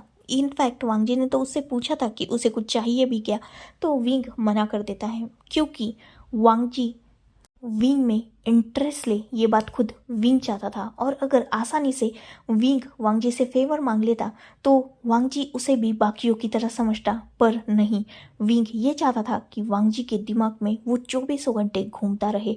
और वो वांगजी के दिमाग में तब घूमेगा जब वांगजी उसे बहुत सारे पैसे ऑलरेडी ऑफर कर चुका है, बहुत सारी पोस्ट ऑफर कर चुका है, फिर भी विंग किसी भी चीज़ के लिए मना कर चुका है। और वो बस वांगजी से इतना बोलता है कि विंग बस वांगजी की सलामती चाहता है, ये चाहता है कि वो हमेशा हैप्पी रहे, अपनी लाइफ में हेल्दी रहे और मोस्ट इम्पोर्टेंटली जिंदा रहे, उसकी जान पर कोई भी मुसीबत ना आए। ये सुनकर वांगजी भी कहीं ना कहीं सरप्राइज तो हो चुका था, क्योंकि ऑब्वियसली ये फर्स्ट टाइम नहीं था। बहुत बार वांगजी की बहुत सी लोगों ने हेल्प की थी, वो एक एम्परर था, इसीलिए बहुत से लोग उसके आसपास घूमा करते थे, बहुत सौ ने उसकी जान भी बचाई थी ऑब्वियसली वॉर में। तब जब भी वांगजी उन्हें कुछ मांगने के लिए बोलता था तो बहुत सारे लोग पैसा, पावर, पोजीशन कुछ ना कुछ मांग ही लेते थे, पर विंग उसकी लाइफ में पहला था जिसने कुछ भी नहीं मांगा था। तो अब वांगजी किसी का एहसान तो रखेगा नहीं, ऑब्वियसली वो विंग को रीपे ज़रूर करना चाहेगा। इसीलिए वांगजी विंग को बोलता है कि वो उसके साथ पैलेस में चले। विंग जो अपने प्लान में सक्सीड हो चुका था, फाइनली वो जो चाहता था वो पैलेस का रास्ता उसे मिल चुका था। विंग पहले तो जाने से नानुकुर करता है, पर ऑब्वियसली उसे भी जाना ही था, इसीलिए एम्परर के मनाने के बाद वो भी जाने के लिए रेडी हो जाता है। पर उससे पहले वांगजी उसके सामने एक शर्त रखता है, और वो शर्त ये थी कि वांगजी को विंग का फेस देखना है। ये कोई बहुत बड़ी बात नहीं थी, तो विंग एक्सेप्ट कर लेता है। और फर्स्ट टाइम वांगजी ने वो ब्यूटीफुल फेस देखा था। वांगजी जो उस फेस को देखकर पूरी तरीके से मैस्मराइज हो चुका था। उसने कभी नहीं सोचा था कि इस मास्क के पीछे इतना ब्यूटीफुल फेस हो सकता है। वांगजी जिसका हाथ अनकॉन्शियसली ही विंग के फेस पर पहुंच चुका था, वहीं विंग के फेस पर एक ब्यूटीफुल स्माइल थी, क्योंकि ये उसके अल्फा का फर्स्ट टच जो था। सच में ये बहुत ब्यूटीफुल मोमेंट था, पर इस मोमेंट को एक रैबिट स्पॉइल कर देता है। पर ये ठीक ही था, क्योंकि इस मोमेंट में वो ज़्यादा बहते तो शायद कुछ और होता जो शायद नहीं होना चाहिए था। खैर, वांगजी विंग को लेकर अपने पैलेस में जाता है और सबको विंग को एज हीज सेवियर इंट्रोड्यूस करता है।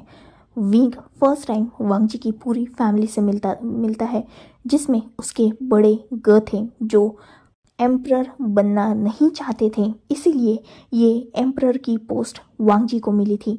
लान सिचैन जिनका नाम था, उनका ओमेगा जियांग चैंग, उनके अंकल लैन कुरैन, और वांगजी के मदर फादर की डेथ बहुत पहले ही हो चुकी थी एक वॉर में। ये बात विंग जानता था, पर सबसे मिलकर वो हैप्पी भी था और सब विंग को भी अच्छे से रिस्पेक्ट दे रहे थे। साथ ही सबसे लास्ट विंग मिलता है वांगजी के ओमेगा मेंग्याओ से, जिससे मतलब एज यूजुअल विंग की नहीं बन रही थी, पर खैर ठीक ही था, क्योंकि इसी का प्लान तो विंग को फ्लॉप करना था।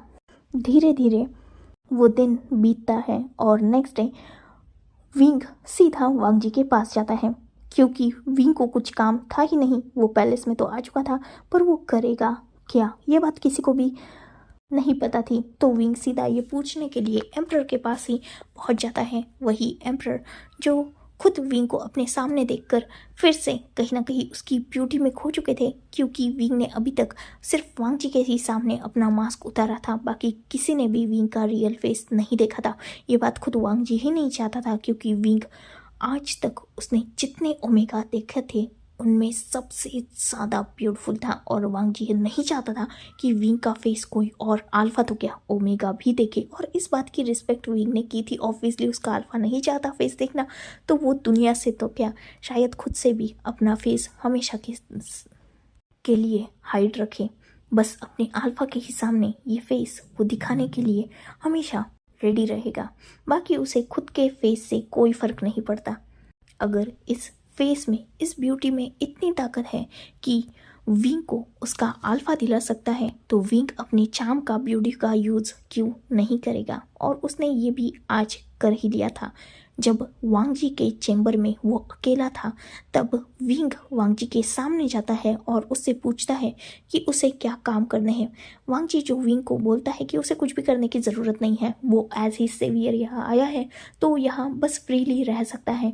पर विंग अपने फेस का मास्क वांग जी के सामने उतारता है और अपनी क्यूट लिप्स को पाउट करते हुए वांग जी को क्यूटली कहता है कि वो यहाँ फ्री फुकट का नहीं खाएगा, उसे कुछ ना कुछ काम चाहिए। वही विंग के इतने क्यूट रिएक्शन देखकर वांग जी का दिल तो बस फ्लैट हो चुका था।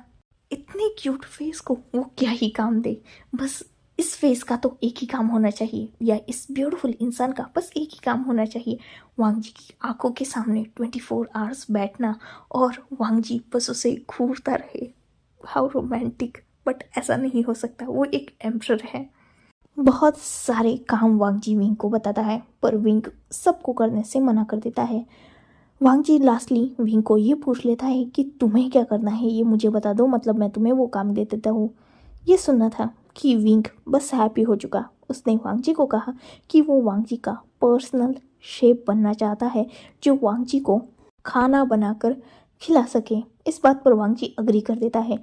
विंग यही तो चाहता था, वो बस किचन चाहता था, क्योंकि इसका एक बहुत बड़ा रीज़न था। जब मेंग्याओ को ये पता चलता है कि वांग जी ने विंग को as his personal cook appoint कर लिया है, मेंग्याओ को थोड़ा अजीब लगता है पर वो इसे भी एक्सेप्ट कर लेता है। धीरे धीरे दिन बीतते जा रहे थे और मेंग्याओ विंग को नोटिस कर रहा था। विंग जो बिल्कुल नॉर्मल था पर मेंग्याओ जो विंग पर बहुत अच्छे से नज़र रख रहा था, उसे कहीं ना कहीं कुछ ना कुछ पता चल जाता है। वही वांग जी जो विंग के खाने का दीवाना बन चुका था, वो अब विंग के अलावा किसी के भी हाथ का खाना खाता ही नहीं था, क्योंकि ऑब्वियसली विंग मॉडर्न वक्त का खाना बनाना जानता था और ये सब चीज़ें एंशियंट टाइम में अगर मिल जाए तो मतलब वो उन लोगों को अलग ही टेस्ट लगेगा ना, तो वो यूनिक टेस्ट था। धीरे धीरे दिन बीत रहे थे। वांग जी विंग की तरफ और भी ज़्यादा अट्रैक्ट हो रहा था, क्योंकि विंग बस वांग जी के लिए खाना बनाता नहीं था बल्कि वांग जी को अपने प्यारे प्यारे हाथों से वो सर्व भी करता था। मैं क्या समझ रहा था कि विंग यहाँ किसी न किसी मोटिव से आया है और इस मोटिव का बहुत जल्द उसे पता भी चल जाता है जब वो विंग को एक अनजान शख्स से मिलते हुए देखता है और फाइनली मेंग्याओ उस अनजान शख्स को पकड़ लेता है और वो शख्स जो मेंग्याओ को बताता है उसे जानकर मेंग्याओ पूरी तरीके से शॉक हो चुका था। मेंग्याओ सीधा उस रात को विंग के कॉटेज में जाता है। ऑब्वियसली यहाँ विंग के लिए एक अलग कॉटेज को अलाउ कर दिया गया था, तो विंग उसी कॉटेज में रहता था। मेंग्याओ उस कॉटेज में जाता है और विंग से उसके इंटेंशंस के बारे में पूछता है। पहले तो विंग बहुत नाटक करता है, लेकिन फाइनली मेंग्याओ जब विंग को बताता है कि उसका साथी पकड़ा गया है, विंग एक डीप ब्रीथ लेता है और मेंग्याओ को अपनी रियलिटी बता देता है। और वो रियलिटी जानकर मेंग्याओ बहुत ज़्यादा खुश हो चुका था। वो विंग को कहता है कि विंग और मेंग्याओ मिलकर ये काम पूरा करेंगे। ऑब्वियसली विंग इस बात पर मान जाता है और नेक्स्ट डे से मेंग्याओ ने विंग को एक अलग ही जड़ी बूटी दी थी जिसे वांग जी के खाने में डालना था, ताकि वांग जी धीरे धीरे अपनी मौत के करीब जा सके। विंग इस प्लान को एक्सेप्ट कर देता है, क्योंकि मेंग्याओ ने जिस शख्स को पकड़ा था उससे ने मेंग्याओ को ये बताया था कि विंग वांग जी को मारना चाहता है। जब ये बात मेंग्याओ को पता चली तब मेंग्याओ ने विंग से रीज़न पूछा। तब विंग ने मेंग्याओ को ये बताया कि वांग जी वही शख्स है जिसकी वजह से उसकी पूरी फैमिली वॉर में मारी जा चुकी है, वो भी वांग जी के ही हाथों, और वो वांग जी से सबसे ज़्यादा नफरत करता है, इसीलिए तो वो वांग जी की लाइफ में इतनी इंटरफेरेंस कर रहा है। और मेंग्याओ को यही तो चाहिए था, दुश्मन का दुश्मन दोस्त होता है। मेंग्याओ ने विंग से हाथ मिला लिया वांग जी को मारने के लिए। ऑब्वियसली विंग ने उसे एक्सेप्ट कर लिया और उस जड़ी बूटी को भी ले लिया। पर हमारा विंग तो ऑलरेडी अपने अल्फा के प्यार में पागल था, वो कैसे किसी को अपने अल्फा को हार्म करने दे सकता था। मेंग्याओ ने विंग को जितना डोज बताया था, विंग उसके 10 गुना ज़्यादा डोज इंक्लूड करके दे रहा था, वो भी खाने में मिलाकर। बट वो डिश वांगजी के नहीं बल्कि मिंग्याओ के पास जा रही थी, जिसका अंदाज़ा मिंग्याओ को था ही नहीं। धीरे धीरे वांगजी पर जितने भी अटैक हो रहे थे, विंग तो ऑलरेडी जानता था, उनकी डेट्स भी जानता था और सब कुछ जानता था, कैसे होने वाले, कब होने वाले हैं।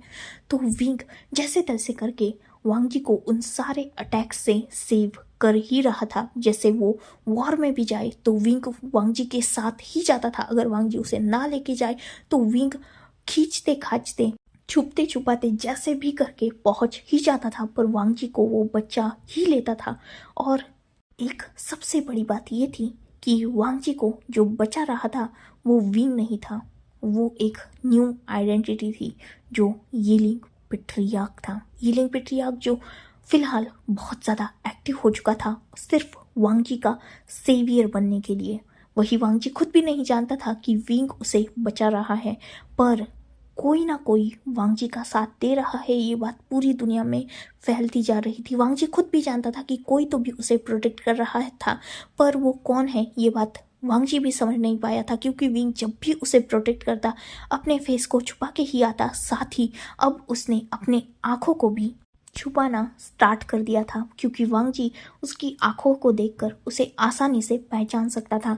पर विंग बहुत मुश्किल से अपनी आंखों पर भी एक नेट जैसा जो बारीक क्लोथ होता है जिससे बाहर की तरफ देखा जा सकता है पर सामने वाला उसकी आंखें ना देख पाए, ऐसा कुछ पहन के रखता था जिससे वांगजी उसकी आंखें तक ना देख पाए। वही वांगजी और विंग का इस दौरान बहुत बार आमने सामना हो चुका था, पर वांगजी पहचान नहीं पाया था कि विंग ही वो ओमेगा है जो उसे बचाता है। इनफैक्ट उसे तो ऐसा लगता था कि वो कोई अल्फा है। पर धीरे धीरे ये बात दुनिया में भी फैलने लगी थी कि कोई तो भी एम्परर का बहुत खास इंसान है, उसका सेवियर है जो हर मुसीबत में एम्परर को प्रोटेक्ट करता है। वही ये खबर मेंग्याओ तक भी पहुंच चुकी थी, पर मेंग्याओ तो ऑलरेडी जानता था ना कि वांगजी बाहर से दुश्मन जो भी है उनसे बचाने के लिए यीलिंग पेट्रियार्क है, पर उसके अंदर का ही दुश्मन, उससे वो वांगजी को कैसे बचाएगा। पर मेंग्याओ क्या जानता है कि जिसे वो अपना दोस्त समझ के अपने सारे प्लान्स बताता है वही इंसान यीलिंग पेट्रियार्क बन के वांगजी को बचाता है। ऐसे ही दिन बीतने लगे। वांगजी शिकार पे भी जाता तब भी वहाँ उस पर अटैक होते और यीलिंग पेट्रियार्क उसे बचा लेता। बहुत सी बार वॉर में भी उसे धोखे से मारने की कोशिश की गई, पर उससे भी वांगजी को बचा लिया जाता। यीलिंग पेट्रियार्क हर जगह उसका साया बनकर उसका पीछा करता था और उसे बचाता था। ऐसे ही वक्त बीतता गया और इस दौरान विंग को बहुत सारी चीज़ों का पता चला, और एक सबसे बड़ा राज जो विंग को अभी बाकी था पता लगना। विंग जो वांगजी के हर बाहर के दुश्मन से उसे प्रोटेक्ट कर चुका था और बस अब लास्ट मेंग्याओ ही बचा हुआ था।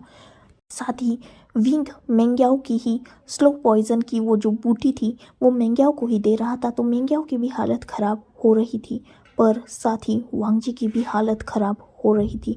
विंग समझ नहीं पा रहा था कि ऐसा क्यों हो रहा है, क्योंकि वांगजी के तो खाने का पूरा ध्यान विंग खुद रखता है। इवन विंग पहले खुद पानी पीता है और उस पानी को बाद में वो वांगजी को देता है ताकि वांगजी को कोई हार्म ना हो। फिर वांगजी की हालत ख़राब क्यों हो रही है?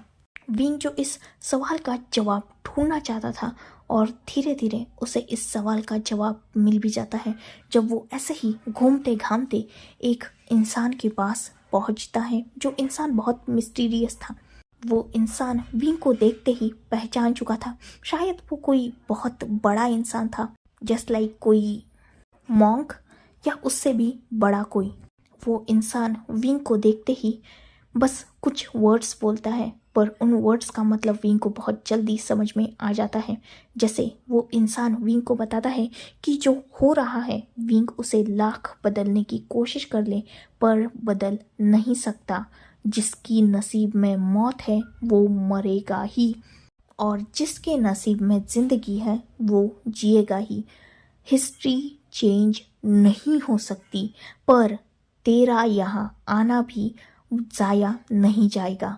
बस दिमाग से खेलना होगा विंग को, और हो सकता है जिसे विंग पाने की कोशिश कर रहा है वो उसे हासिल कर ले। विंग को पहले तो इन सब वर्ड्स के मतलब नहीं समझते, पर धीरे धीरे जब वांग जी की हालत खराब होते हुए विंग देखता है तब उसे समझ में आ जाता है हिस्ट्री चेंज नहीं होगी, मतलब वांग जी को मरना ही होगा। जिसे मरना है वो मरेगा ही। पर अगर विंग यहाँ आया है तो उसका कुछ तो रीज़न होगा, मतलब विंग को कैसे भी करके वांग जी की किस्मत को बदलना होगा। पर किस्मत तो बदलेगी नहीं ना, तो वांग जी को बचाने के लिए विंग करे क्या? इस बात का जवाब विंग को बहुत जल्द मिल भी जाता है और अब वक्त था मेंग्याओ की सच्चाई सबके सामने लाने का, क्योंकि वक्त बहुत कम बचा हुआ था।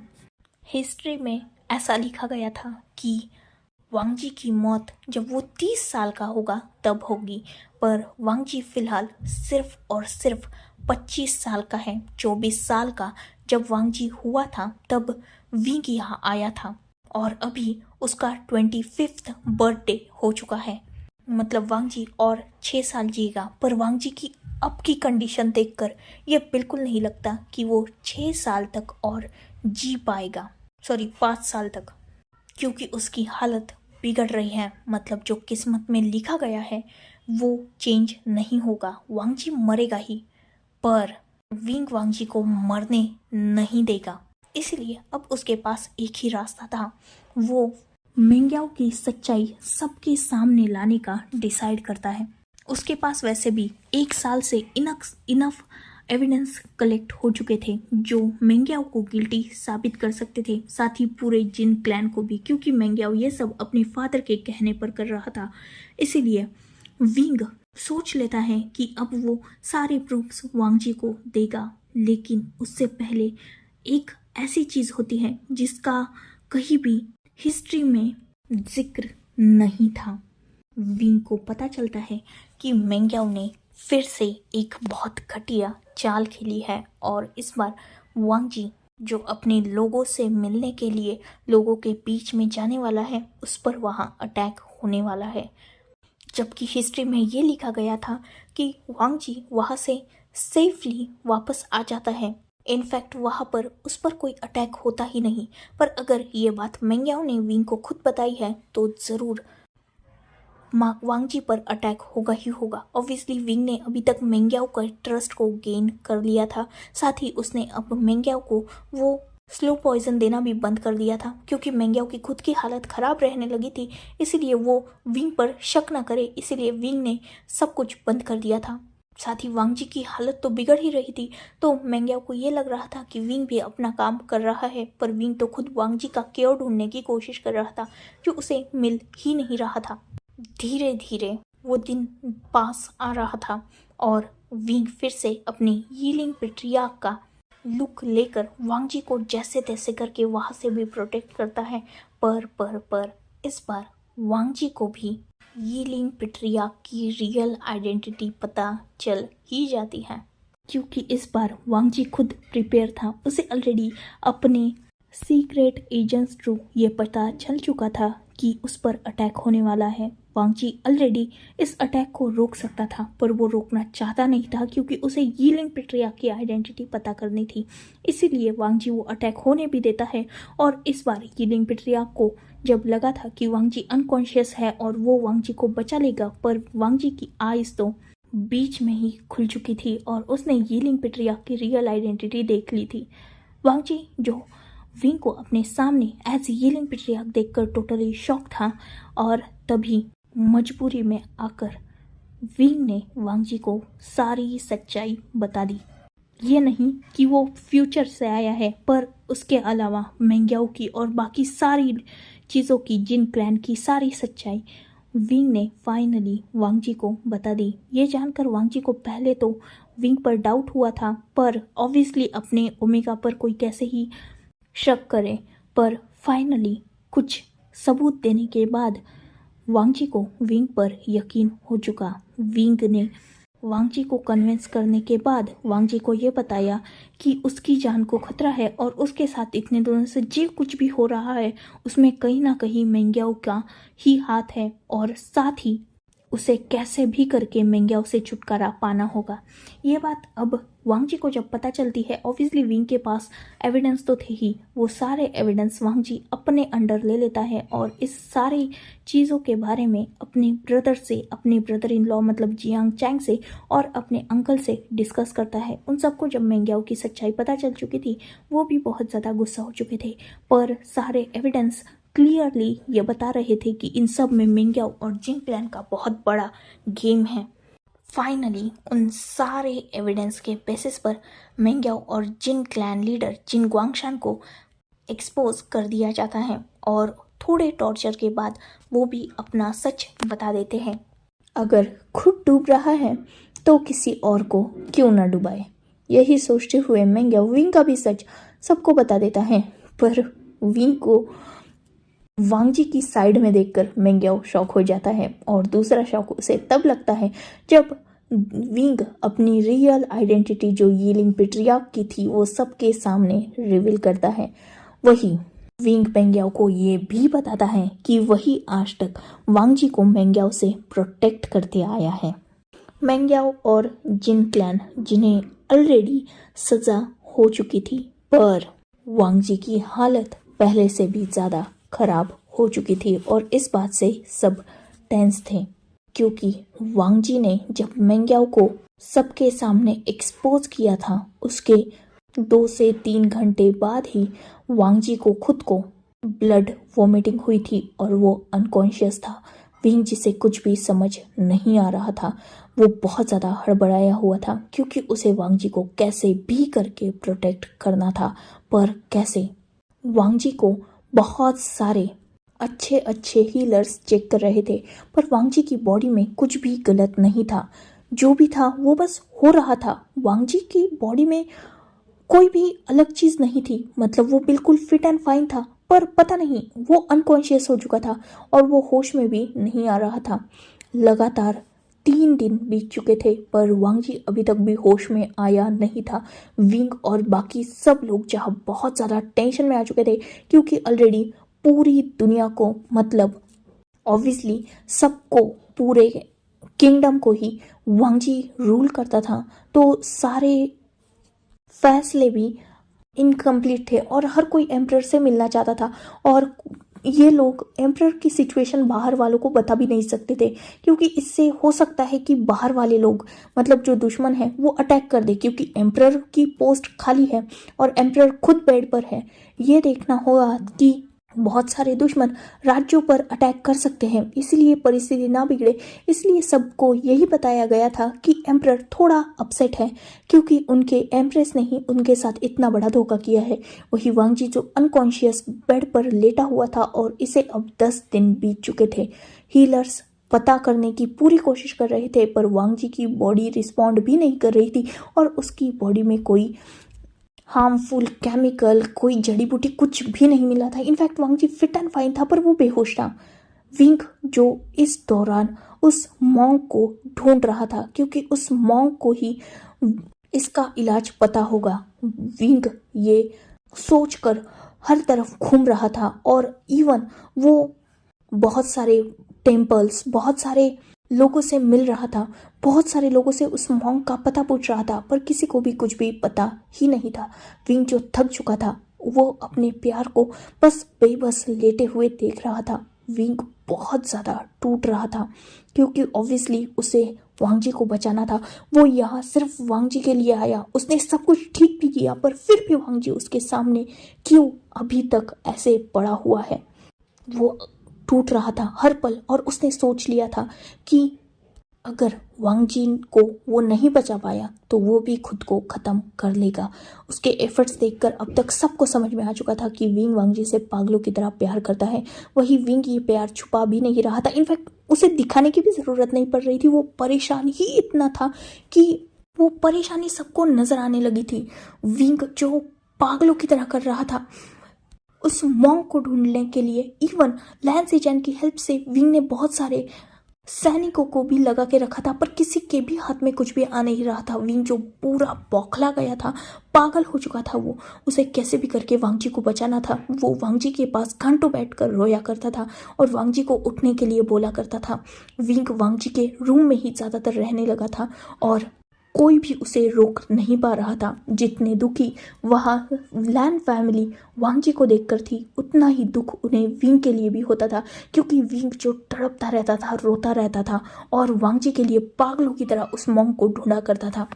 वो कहते हैं ना, किसी दिल को अगर शिद्दत से चाहो तो पूरी कायनात तुम्हें उससे मिलाने की साजिश करने लगती है। कुछ ऐसा ही विंग के साथ भी होता है। विंग जब एक रात वांगजी का हाथ पकड़ के सो रहा था, तब वो अपने ड्रीम में एक अलग ही जगह पहुंच जाता है जहां उसे वही मॉन्क नजर आता है। विंग जो उस मॉन्क का पीछा कर रहा था, पर वो मॉन्क विंग के हाथ नहीं लगता और विंग की आंखें खुल जाती है।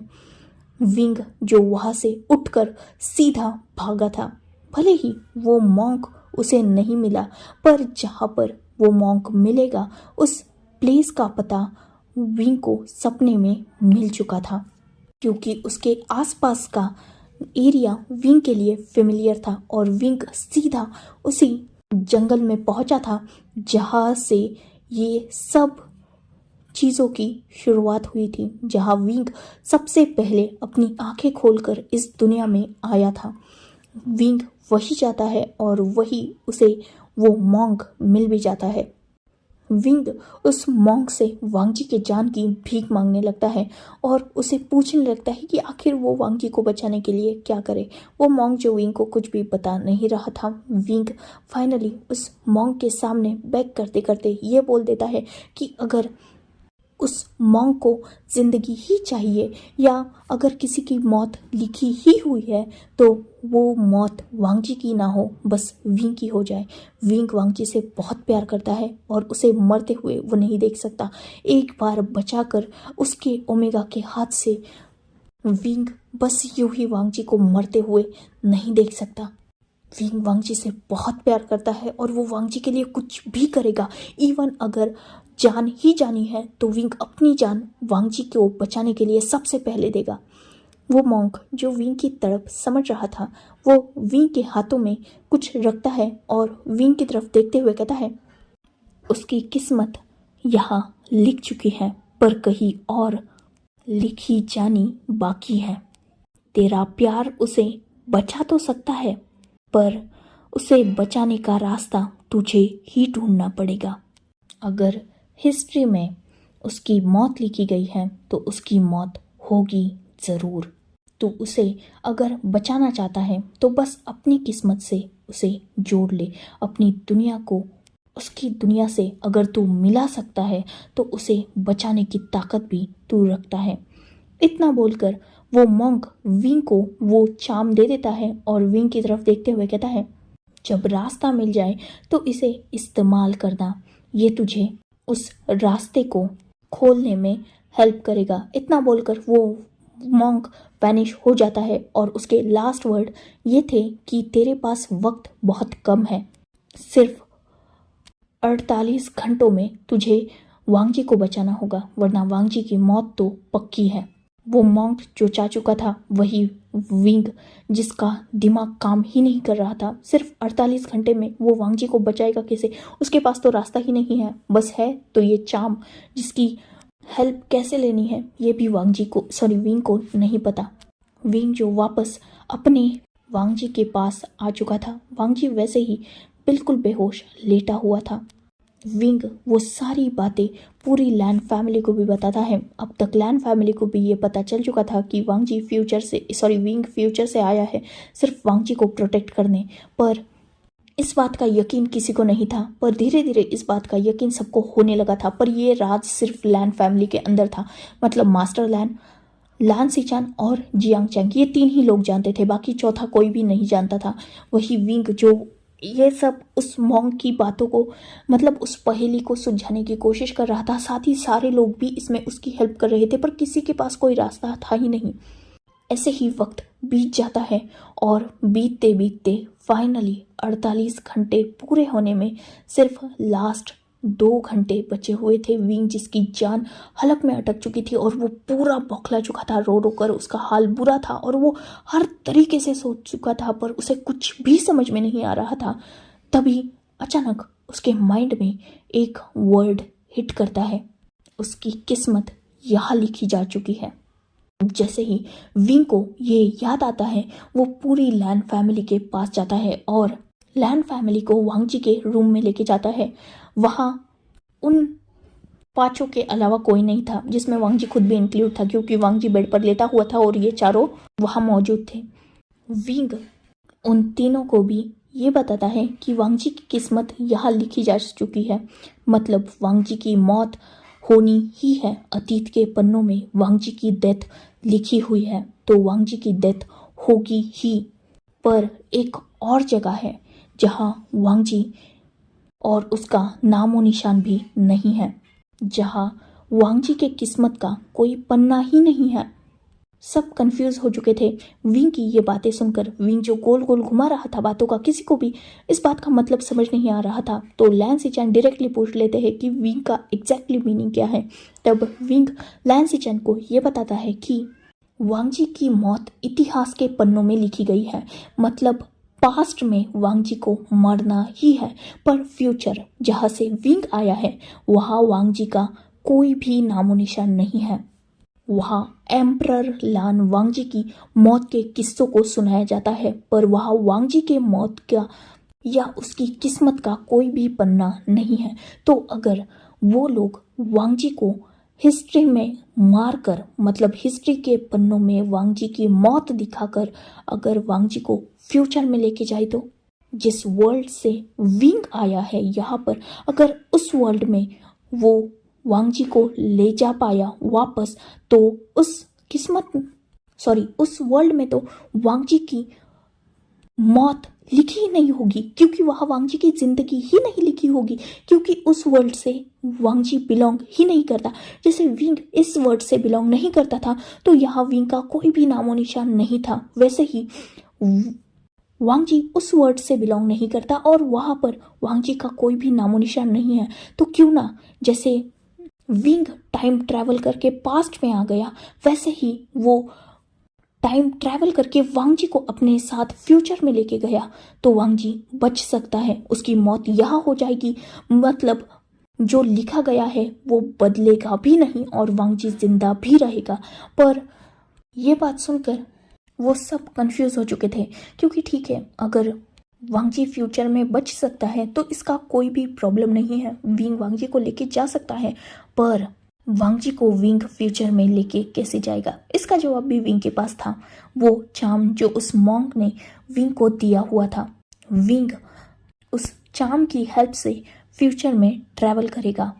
विंग ने अच्छी तरीके से इस बात का पता लगा लिया था कि फिर से सेम नाइट रिपीट होने वाली है, जो फ्यूचर में से विंग को पास्ट में लाई थी। वही नाइट सेम आज फिर से है, वही फुल मून नाइट। विंग वांग जी के साथ फ्यूचर में जाना चाहता है और इसके लिए वो बस वांग जी के फैमिली से परमिशन लेना चाहता है। तो क्या वो सब अग्री करते हैं?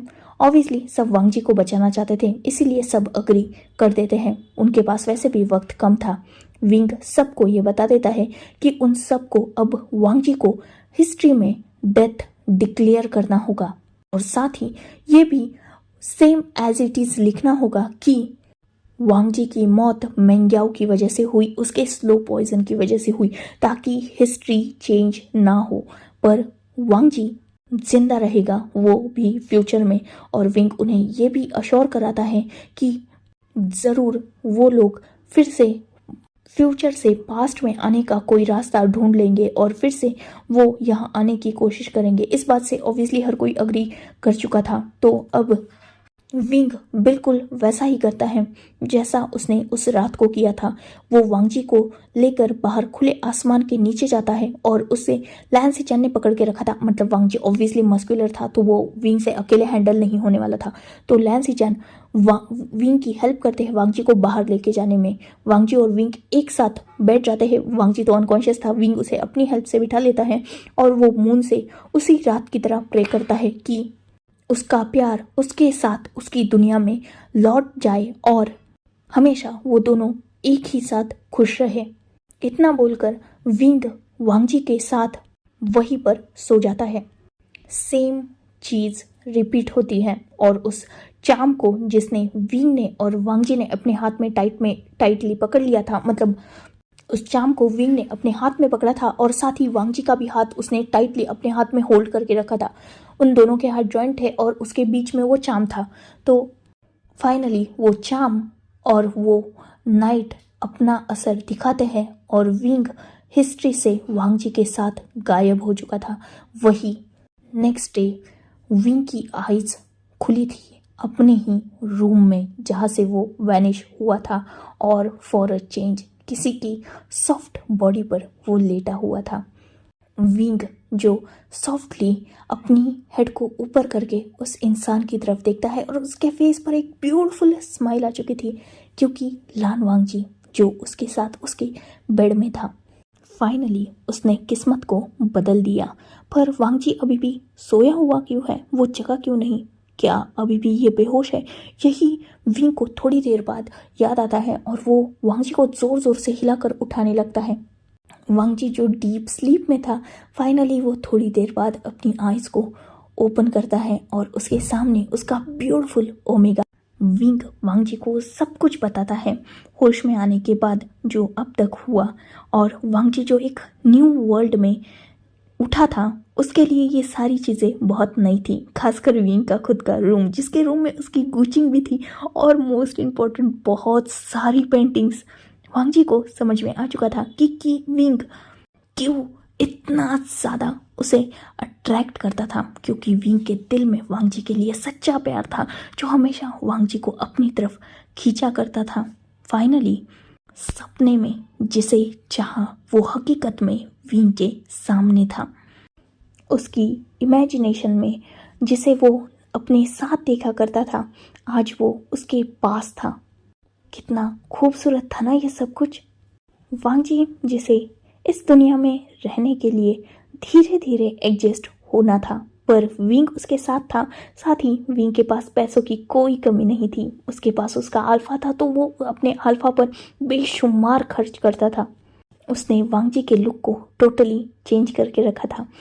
एम्परर जो पहले लॉन्ग हेयर्स कैरी करता था और अपनी हैंडसमनेस को, वही अब विंग ने उसे टोटली चेंज कर दिया था। वांगजी ने अपने हेयर्स को कट करवा लिया था। इस दुनिया में जीने के लिए वो इस दुनिया के तौर तरीके सीखने लगा था। उसे थोड़ा मुश्किल हो रहा था पर उसका ओमेगा हर कदम पे उसके साथ था।